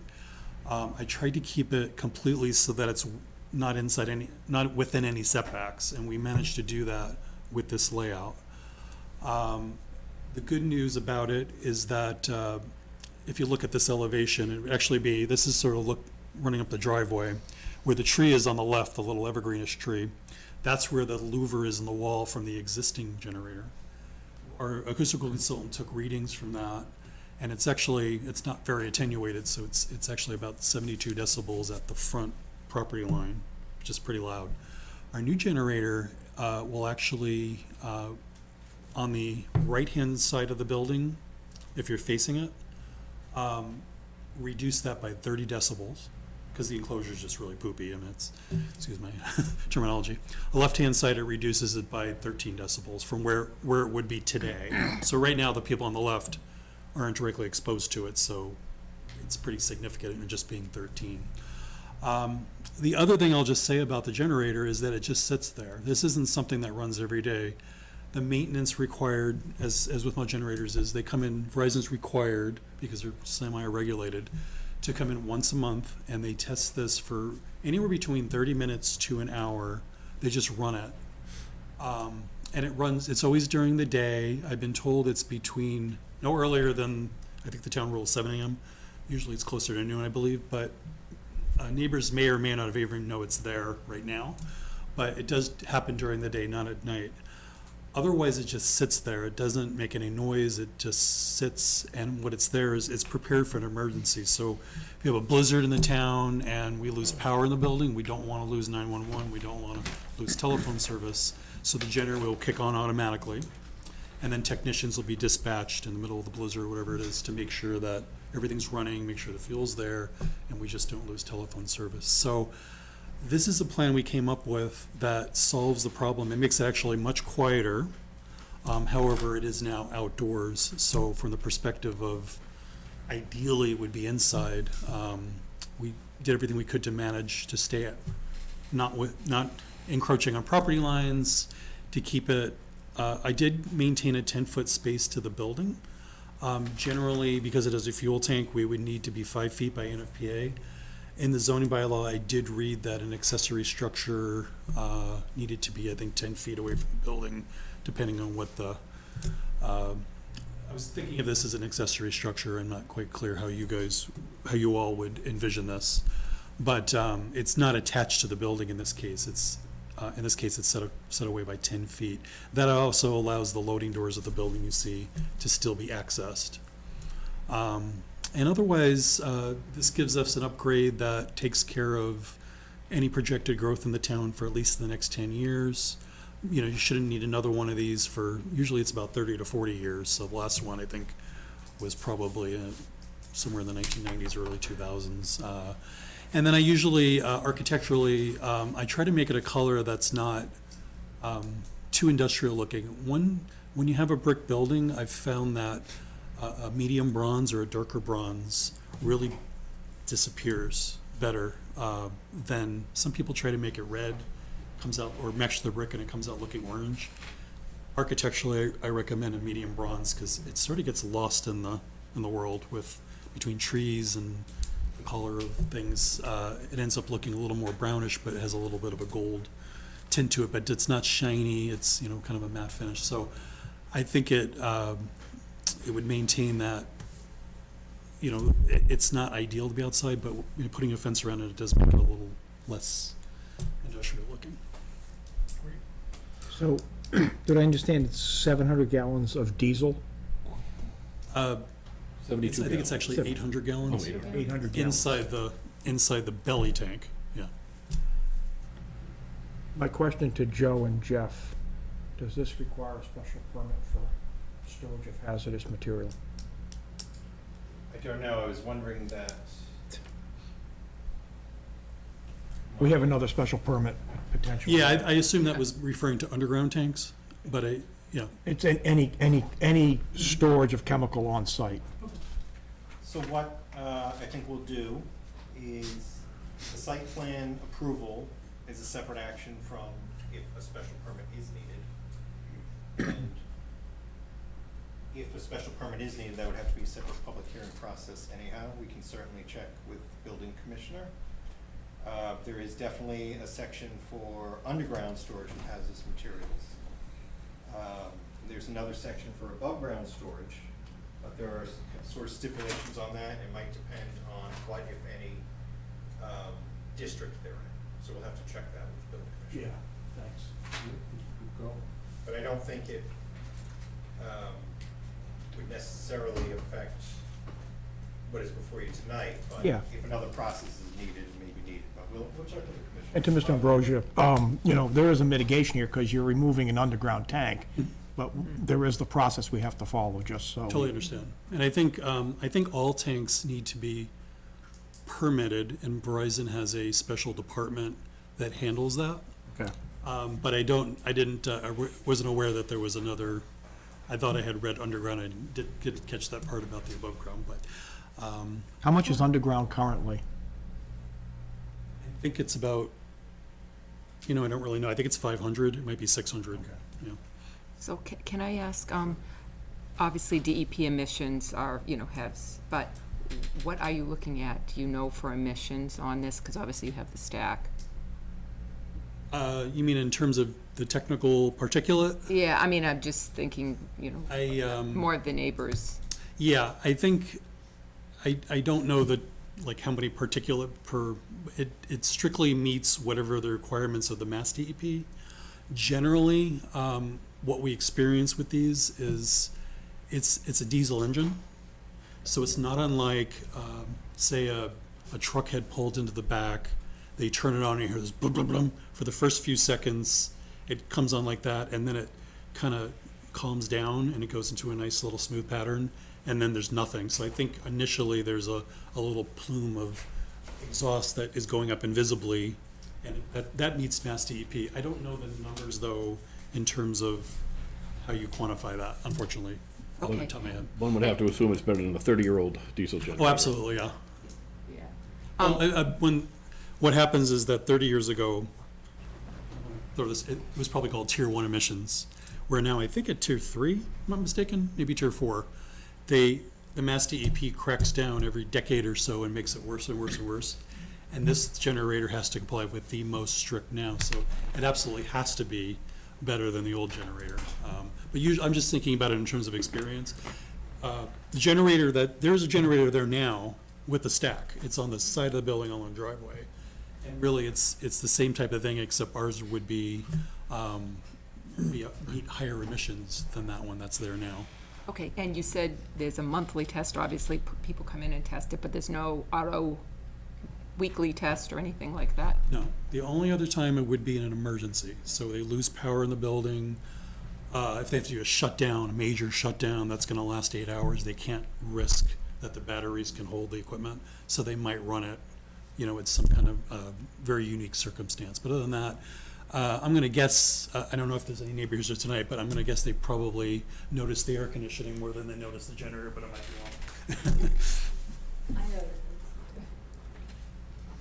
wrong. So that's really the plan that we're presenting you tonight. We don't really have a good plan B inside the building because we can't get it to fit, and there's no way we can make it comply with the strict regulations that we need for Mass DEP right now. If you'd like to ask a question? Yes, I would. Yes, please. Thank you. I'm Nancy Abreu, and I live, if you're standing on the street, I am the abutter to the right. And Clearly shown on the plan. clearly shown on the plan, right, exactly. I have several questions. First of all, how long do you, once you start this project, how long do you think it's going to take? Typically, it's the actual construction is what you're worried about. We have to, I'm guessing. Well, we have to somewhat, order, yes. We have to order the generator, and it's gonna take, right now, lead times are like 50 weeks. So Mhm. you wouldn't see anything from then. What we do initially is we do the excavation, Uh-huh. put the pad in, and that would take probably about a month. And then they'll come in and they'll rig the generator in place, which would all happen in one day. So Right. probably, I would say, worst case scenario, 5 to 6 weeks of, you'll see dirt back there, and there's gonna be some construction that happens in hours that are during the daytime, not to be any more disruptive, it would be during the day. And they would have to do a little digging to get the concrete pad in. Right, I understand. But besides that. the pad, you're gonna have to do some conduit. Probably have to do some boring through the wall to get the There conduit. will be underground conduit, and to get it into the building, they will have to core probably 6 foundation. holes through the foundation. That'll happen, I think, in a few hours. It'll happen all in one day, and then they'll have an open trench and they'll lay the conduit in there. That'll be the I asked that only because the boring is what makes the noise, as opposed to. You're absolutely right. laying- Well, that would As opposed to take laying the conduit. take place during the day, I assume. Absolutely, yeah. And it's I think it's something that happens in one day. Yeah. So it's not something that goes on for a month, but absolutely it would be during the day. So I have some other questions. Years ago, before Verizon was Verizon, that company was NYNEX. This is way back in the mid-90s. 90s, yes. Yeah. And they actually built their parking lot on my property. They didn't bother to survey it. You don't know. This is my history. I've lived there. You can see since that in the 1996. 1997. So at one point, they thought the property, my yard was their property. They came over and started digging a deep hole. Oh. Yeah, I'm like, what are these people doing in my yard? So eventually, I sold them some property, which they had already occupied. And what I got in return was in perpetuity the use of their driveway to go into my parking area because I mean, and you make a right. I'm Yes, I saw piano. that. I have a music studio, a couple music studios there. So I guess my one question would be, when they are actually doing this work, would we be able to get into our parking area after 3:30 in the afternoon? Absolutely, yeah. Okay. Everything that's going to involve digging would be in the back of the building. Okay. What I would say is, though, I'm going to make note of that, and we would want to make sure that the driveway was never being blocked by, say, a construction vehicle. That would be really Yeah. very considerate. We could condition that in our approval, that access would not be denied to that parking area. And I assume you're going to replace the entire fence, not only the part on, well, the fence that borders my property is a stockade fence, and a portion of it has already fallen down. The one that's about 5 feet high, the whole long one? There's a stockade fence. I don't know who's running the cursor. That's you. So, just there's a line, but you can't. It's that's that. Put your cursor back. Okay, that line that you see is a stockade fence. Okay, and it goes all the way back to the back of my property. It doesn't come up. It's on the property line, so it doesn't go across the driveway, but that line does demarc. Is Yeah, it demarcated. has a break for your driveway, yes. Right. Absolutely, I saw that. So that stockade fence is deteriorating and falling down into my yard in the back. And I thought, I'm not going to bother complaining about it yet because I knew this was happening.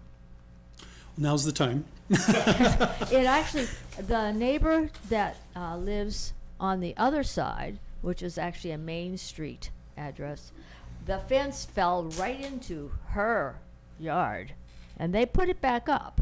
They didn't replace it, they just reassembled it. Is this on the left or on the back? On the back. On the back, okay. It's on the back. It's hard to say. Oh, there it is, that line right there. Yep, there you go. Yeah, that fell right into their into their property. And I don't know how they managed to get somebody to come and put it back. Maybe she put it back up herself. I have no idea. But anyway, that was down completely. So I'm curious, are you going to replace the whole fence? I wasn't planning on replacing all the way on the, I don't know if there's anything on the left.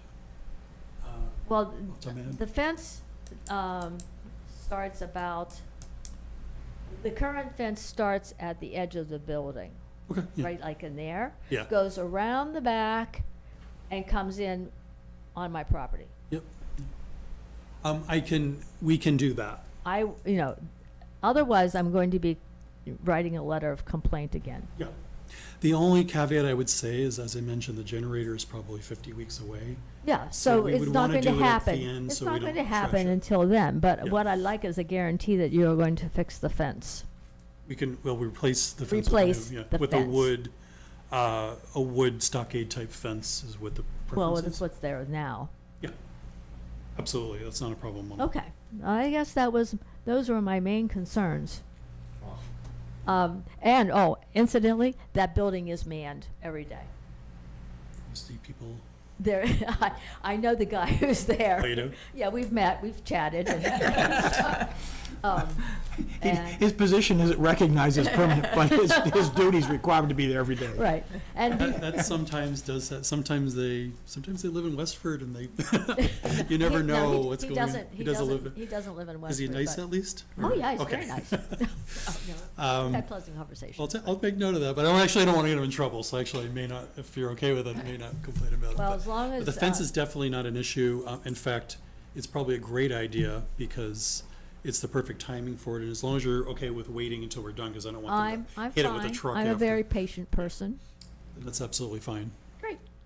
Thank you Thank very you for much. sharing your information, that's awesome. Thank you. Thanks. I'd like that added to the conditions, Jeff. Thanks. Got it. Thank you. All right, so back to the board. Bob, Joni, any other questions? No, I just seem to recall that in my first term of 2000 to 2005, there was something else done to this building because I've dealt with this building before.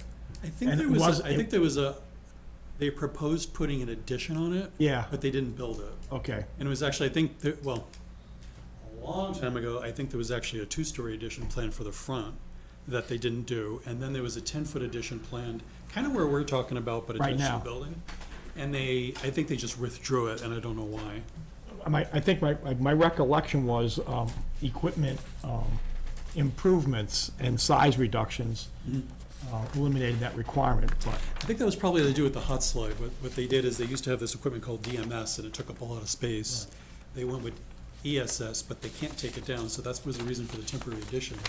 What they do is they get that live, and they literally knock a hole between the buildings, and they put steel bars on the floor, and the equipment is live and wired, and they push it slowly across these bars, and roll it into place. That's the hot slide. Right. It's live, and then they take down the temporary. Probably that was the solution where they didn't need it, but I did find those in there, and I was like, I have dealt with this before, I do remember this. Nope, no concerns. No, looks good. Would you like a motion to, well, do we need to discuss the fee? Well, also, town staff have anything else on this? Nothing else to add. The only thing I didn't hear was if there were gonna be any bollards for the fire department. the fire department requested bollards, and we always do put them in, and we agree to put them in. Yeah, they were on the rendering, but not on the. Self-interest, Yeah. to be honest with you, because. They're on the rendering, but not on the plan, but yeah, those can be sure the bollards are there. And then one other question on the rendering. I know it's over 2 years since this generator design was done, but I did notice lighting, like fluorescent lighting, and I'm just wondering if, you know, are you still They use considering? LED now. I was thinking, why not LED? It should be LED. I don't know if that manufacturer just had an old cut sheet, but. I figured that. I'll make note of that, yeah. It's LED, and then it's not making loud brightness, it's Well, and then right over the door. The last thing, I don't care as much about the light inside the structure, but I do want to understand the lighting, and it wasn't clear to me what's on the outside, because we do pay attention to light pollution. Yeah, and- I think I put a cut sheet in here, but there's, maybe at the last page, but there's 2 man doors that are there for safety, because these guys could be coming out in a blizzard and midnight, right? So we want to make sure they can get into this module to work on it. And so for safety, they do these little jelly jar things, is what they're showing I here. assumed those were outside the jelly Yeah. jar with the safety cage. Right. And so they do put those in at the man doors. I believe they're activated though with a switch. I don't think they're like something that's on every single night at sundown, they don't pop on. It would be something that when they have to, because nobody goes in this thing except for that once a month. And so they would have the capability of turning that on if they are doing work in there, but it's not a light that comes on all the time. It just sort of sit there. Right, so what does the, does that answer your question, Bob? Inside there would be LEDs, I think but we're gonna outside. get, my question is to get an additional sheet to clearly show where the lights are and what kind of illumination they're generating. Okay. It was not clear. So you want to see it, like on the plan, you want to just us to show the lights? I mean, or- Joe can help you, but we usually get one sheet that's just external lighting that indicates where the external lights are, and we get some kind of a spillage analysis with that to show how much emanations. But are the lights gonna be on all the time? Well, I guess if you No, can, see, they're not gonna be If you on. can also confirm in the application that the lights are powered by a switch, so that it's Right. not something that's on a timer and is going to go on every night Right. at 7 p.m. or something. I think Or, that also, and they're not on a motion detector. right. Right, so if they're gonna be put on when they're going into the enclosure, do we even need to have that as a? I think if they're sufficiently low power, I'm fine with that, but I'd like to understand what the lights are first before I make the judgment call that we need it or don't need it. Okay. Yeah, so the lights, they'll only be on when a technician turns them on with a switch to work inside the module. And then they're little jelly jars that I think they're fed off of the 48-volt lights that are powering this thing. So they're not like these bright lights that come on constantly. So I'd say generally they're not on. And then, unless they were testing and it was the middle of winter and it was 3 o'clock in the afternoon, they probably wouldn't be on in any normal condition. It would be just in an emergency when the technician's working in there. So I'd say in all intents and purposes, they're not really on, except when somebody's in there working on it. Yeah. Just want to get that confirmed. Okay. How much they are. What, is that like in form of an email I can send? or- Well, so let me ask a question of the board. I mean, do we want to continue this for the question of lights that could be on and off with a switch? Or do you think we could move forward and, Well, we still, how do we handle the storage of hazardous material? That's well, a it's gonna be separate permit. permit anyway? So if it's needed, it would be a separate process anyway. Okay. And if there had to be a separate process and and they had to, it affected somehow your site plan decision, which I don't know if that's likely at all, then you could simply amend that if it needed as part of that process too. Joe, do you expect town engineering is gonna review these and do any kind of write-up for us, or not needed? For I a plan? wouldn't expect that. It's, Yeah. it's going on an impervious surface already. There's no new impervious area. Yep, got it. I mean, Bob, I don't wanna hold you up. No, I'm fine, I'm good. I'm Alright. thinking through this, what we Yeah. have to do. Yeah, so, I mean, So I'm fine. I think my recommendation would be that we vote to close the public hearing, have them draft a decision based upon the comments with the concerns of the neighbor and what we discussed tonight, just don't have him come back for another public hearing unless there's an issue with that permit. And given the light lift, I will move that we approve a reduction in the application fee to $750 from $3,000. I'll second that. All those in favor? Aye. Opposed? Okay. Jeff, you had something you wanted to add? I just didn't know, I know someone spoke from the audience, I didn't know if anyone else wanted to speak from the public about this. Okay. A motion to close the public hearing? So moved. Second. All those in favor, say aye. Aye. Opposed? Nope. All right, so we'll have them draft a decision, we'll get that out. Thank you very much. We'll have a motion to continue it then to Are we continuing, or are No. we? You just closed it. Close the public hearing. close the But you public didn't hearing. actually vote to approve it, right? Right. You Oh, can vote to I'm approve sorry. it or to continue We it. vote. so- We have to Yep. vote. Is there a motion to approve PB 2313, 2 Depot Street, a site plan review as discussed this evening? With additional information forthcoming. With conditions as discussed. As discussed this evening? Yeah. Yes, sure, so moved. Second. All those in favor say aye. Aye. Opposed? Great. Thank you. Thank you. Okay. We are now on to general business. We have PB 2314, approval not required plan for 15 Lawson Road. Mr. Chair, we tried to put in like a little graphic for you to sort of highlight what's going on. We showed the existing configuration, the proposed configuration. What this really is a lot line adjustment to address an encroachment issue that does not result in any zoning violations and actually, big picture reduces nonconformities and does not result in the creation of any additional building lots. So it's really a lot line adjustment to take care of encroachments. So this does not, is not a subdivision, therefore we believe it's entitled to A&R endorsement. Okay, great. Is there an applicant? No. There is, but they're not here at this. That's fine. Go to the board. Joni, any questions, concerns? My only question, I assume the same person owns both lots. So for where they are reconfiguring, yes, it's under common ownership. Okay. Thank you. Bob? No, that just answered my question. Dylan? Nope. I have nothing, so can I have a motion to, I'll move that we approve PB 2314 A&R for 15 Lawson Road. get a second? Second. All those in favor say aye. Aye. All opposed? Great. Dylan, I'm gonna jump off on this one, let you run Cloverfield. Oh, okay. Should have warned you. Had no idea. Great. Okay, so we're on to PB 2133, 22 Griffin Road, Cloverleaf Fields, a request for bond reduction from the previously approved performance bond to $33,179. Do we have an applicant? We do not. We do not. They Oh, would be available if there were any questions. But this has been reviewed by the engineering department. I haven't been out there to confirm, but they were supposed to do the top course last week. But engineering doesn't have any issues. They're very comfortable with the town just holding retainage until the street is accepted. The work out there has been to their satisfaction. Great.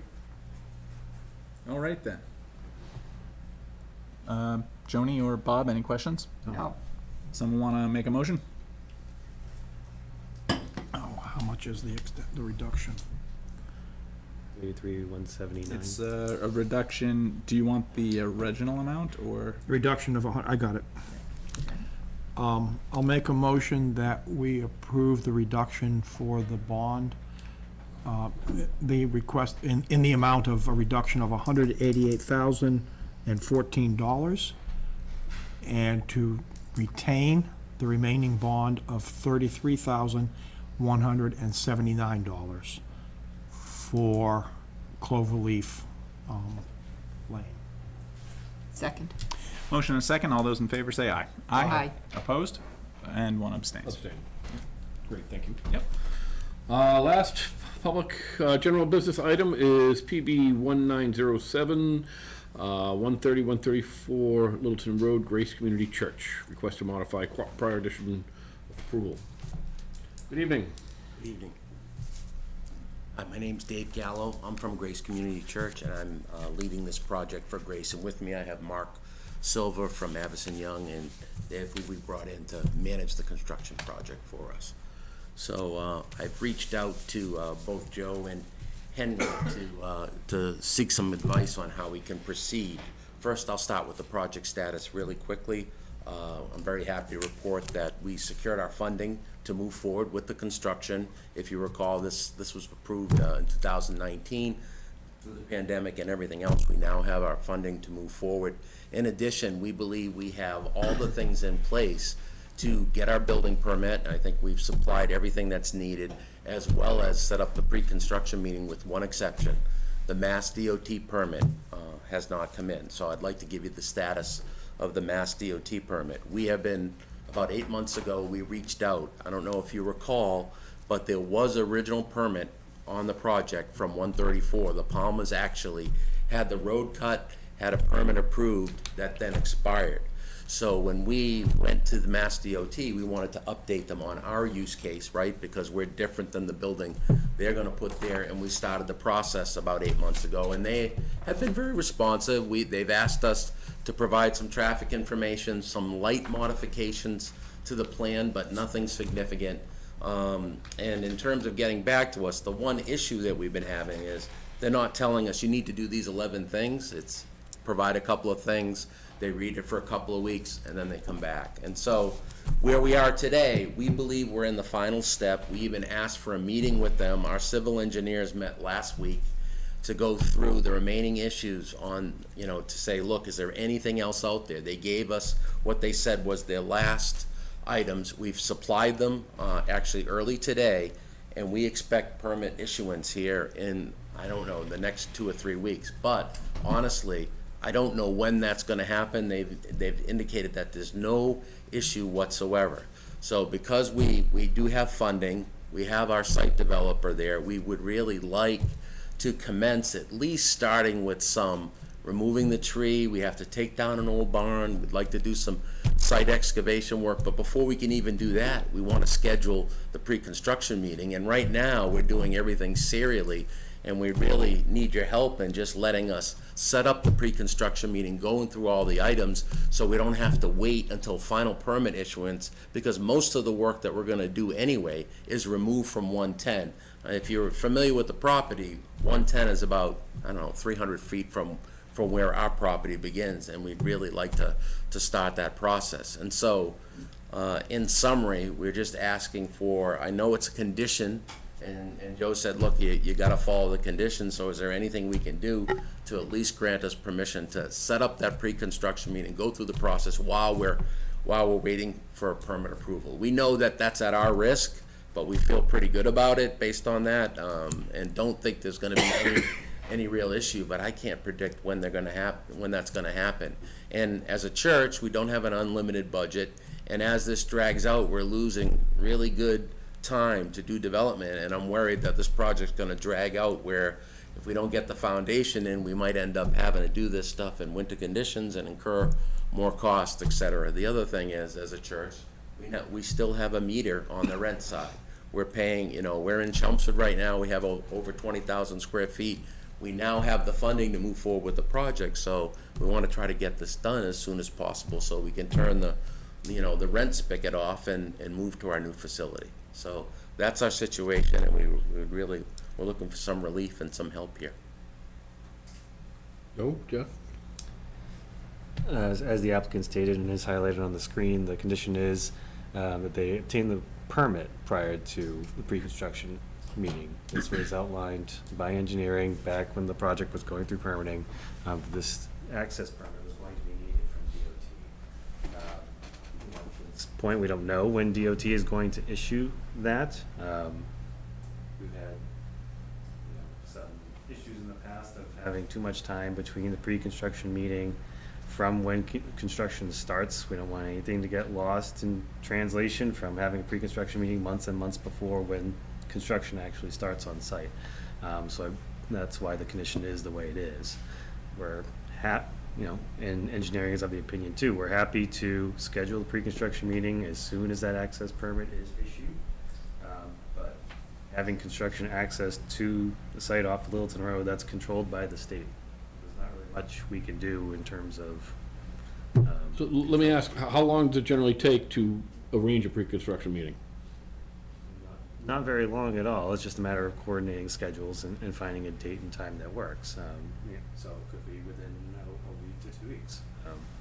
Could even be, much less, especially if we hear from these folks, like, sometimes we can cut the attendance to the bare minimum, like engineering obviously has to be involved, probably water, police, fire, and, everyone else that might get invited, but we would, work to accommodate as swiftly as possible. I did speak with Paul Sterrett also.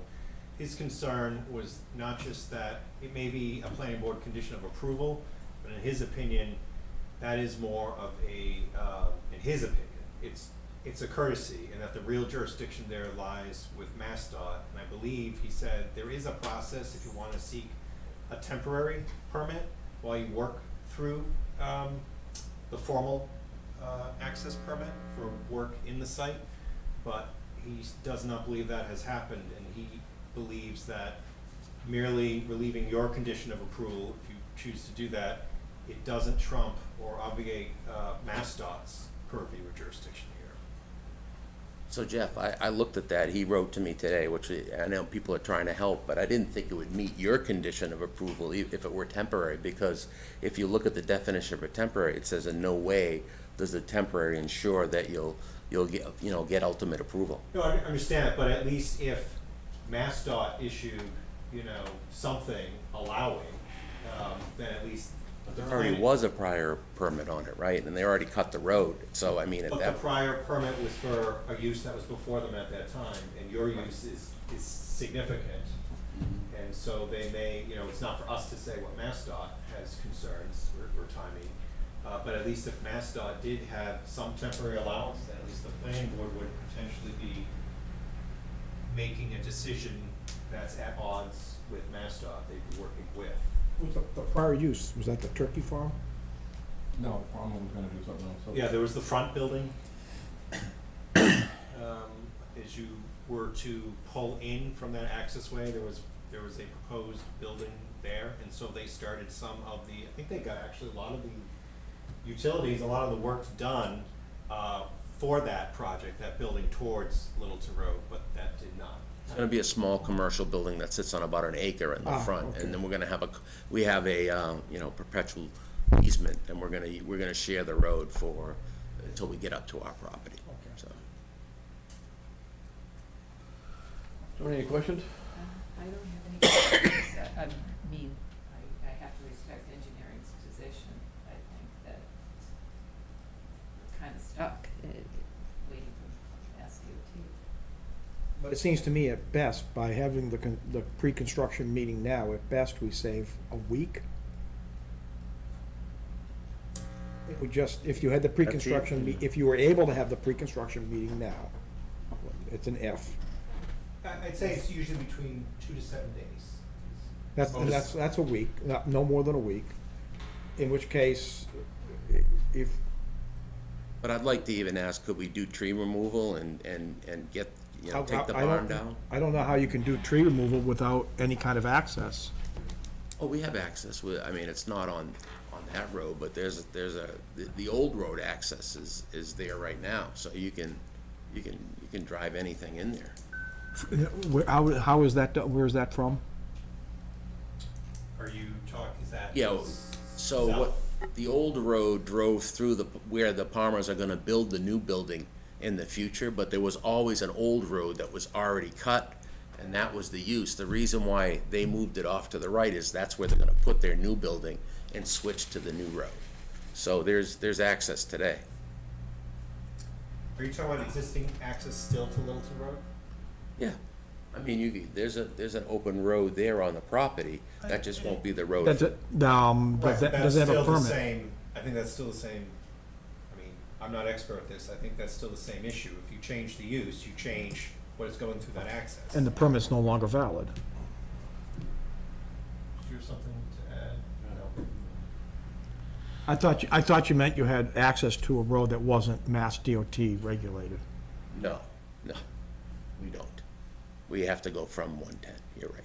Yeah, it's just that, I thought you meant how would they get to the property to do some site work? You can't be bringing trucks in and out of 110 without Mass DOT.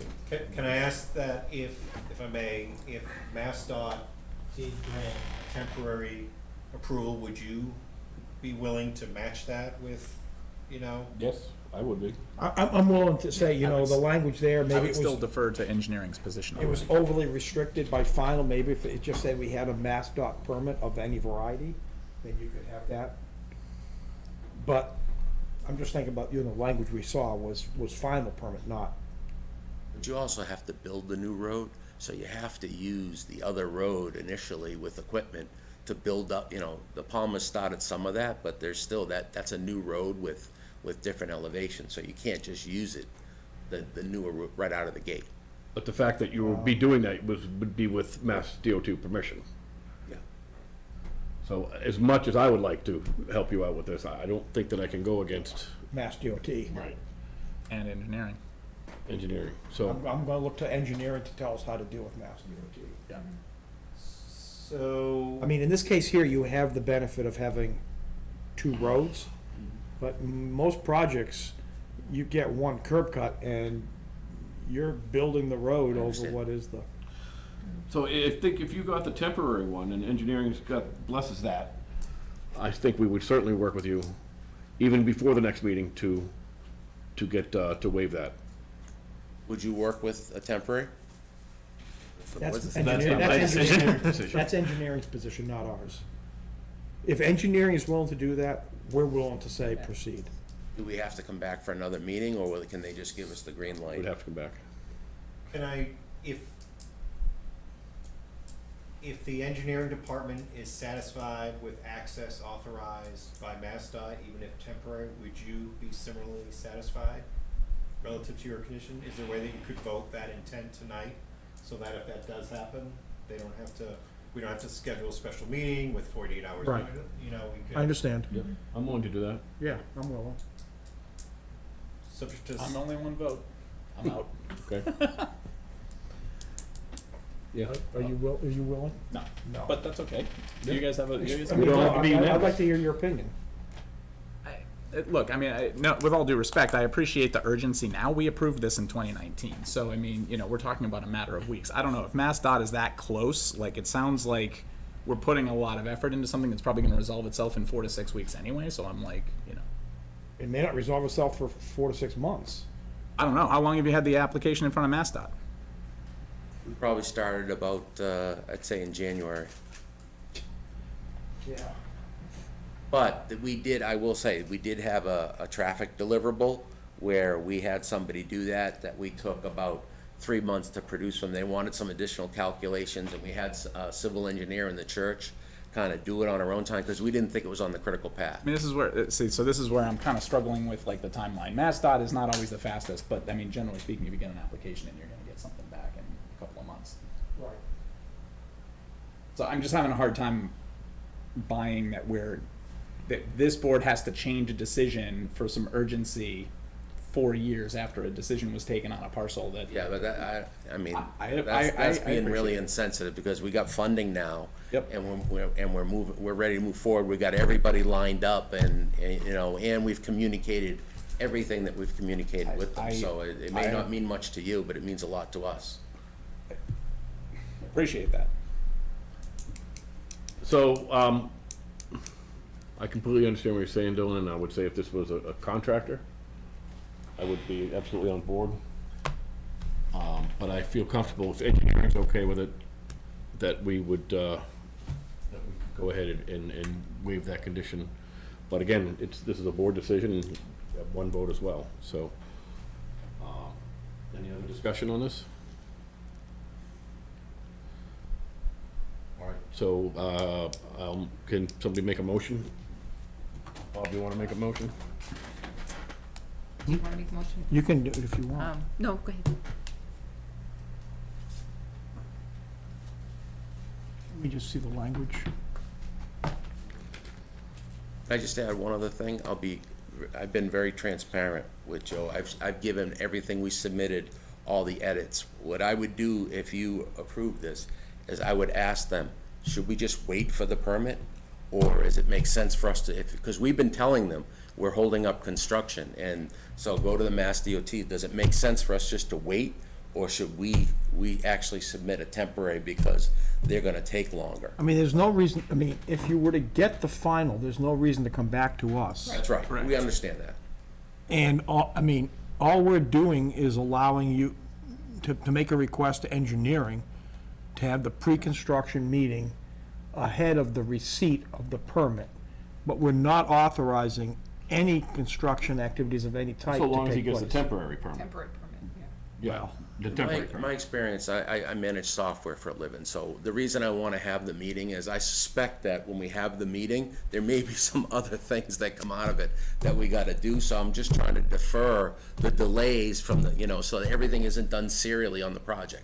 I guess for Dylan, I mean, no, I'm just saying, I mean, if all we authorized right now was with engineering's approval to have the pre-construction meeting and nothing else, if they do go to get a temporary permit, they would have to come back to us. So no, I would agree if they got the temporary, then we would allow to waive this. Okay. But if they don't, they either need the temporary or the permanent. So if they get the temporary, we'll waive the requirement to have the permanent easement, the permanent access, and have the pre-construction meeting. If they don't get the temporary, then they have to wait till they get the final one. I agree. I agree Okay. that and it has to be subject to engineering saying, okay. It's subject to engineering's But agreement. it's only the pre-construction meetings, no physical construction. Well, no, if they get a temporary, then they could proceed with. After the pre-construction After the meeting. pre-construction. After pre-construction. Yeah. I think Paul supports that, because he suggested it to me and to us an email today. I think he suggested there is a process, you might want to explore it if you think the permanent one isn't going to be timely enough. After using their portal, I'm just worried that could take, it might in fact take longer. So we'll have to see. But I'm gonna ask the question tomorrow and just see, like I said, they've been responsive, very responsive. They just, What's that about? I'm a little confused then exactly what we would be. So we would say that if they get, there's a process to get a temporary access, a temporary permit. If they receive that temporary permit, since our condition is that. On the final permit. For our final permit, we're waiving that condition to allow them to have the pre-construction meeting on the temporary permit and certainly do whatever they're allowed to do under that temporary permit. If he doesn't get it, then we're saying that. And that's my next question, is what are they allowed to do on a temporary permit? That's up to them, not us, right? So that's up to Mass DOT. But And subject to engineering. so if we open this up, do we have to have another condition for when they must have a final permit? So that, I want to understand that. At some point here, the temporary permit only goes so far. You're gonna waive the requirement of a final permit being provided to engineering in lieu of a temporary one. So when That does does not bind Mass DOT to provide a final one. But And bottom, when- yeah, and you're right. so I when want to was the final understand, one? Yeah. what is the next switch by which we don't go past without the final?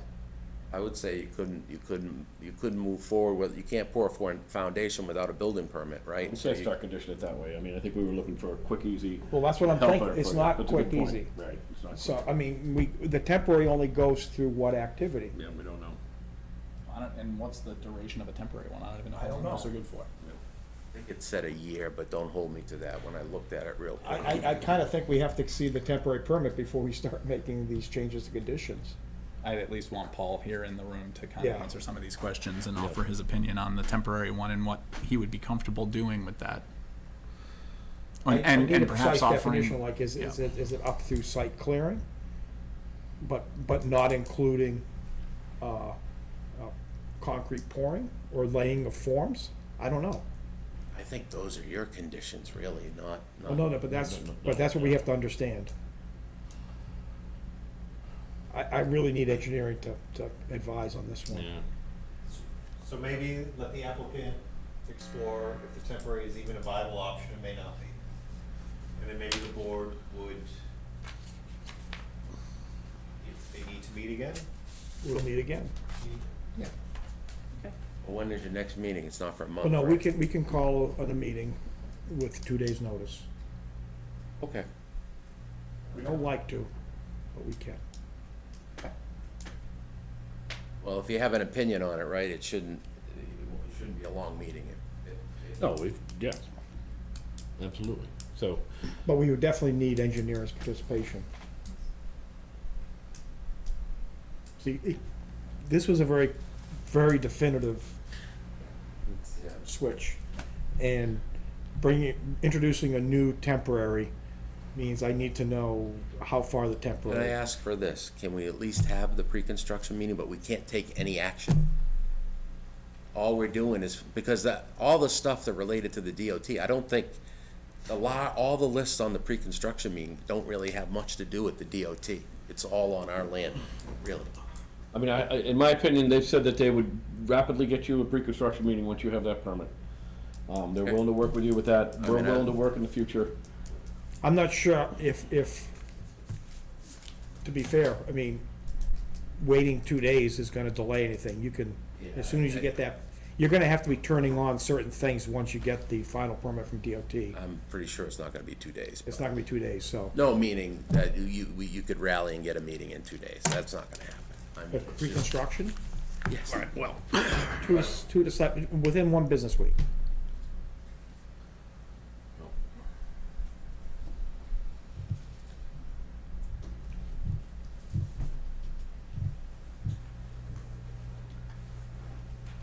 Yeah, I'm more concerned about no, that makes sense. the delay of DOT. So I think everybody's willing to work with you if you get that temporary, certainly to make it, have that discussion. And I know that town staff will be diligent in working with you once you get your final to get that pre-construction meeting. Thank you. All right, so moving right along, I think the next item is minutes. Do I have a motion to approve the minutes dated June 5th, 2023? So moved. Second. Discussion. Discussion? Try to get to them.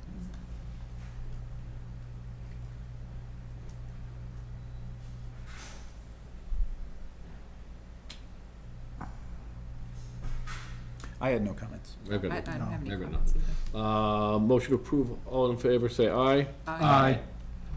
All right, and I think we have another set of minutes from, June 20.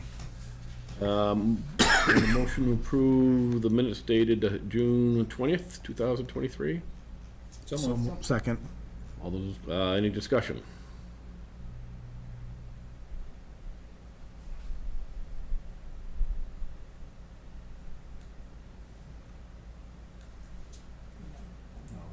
No.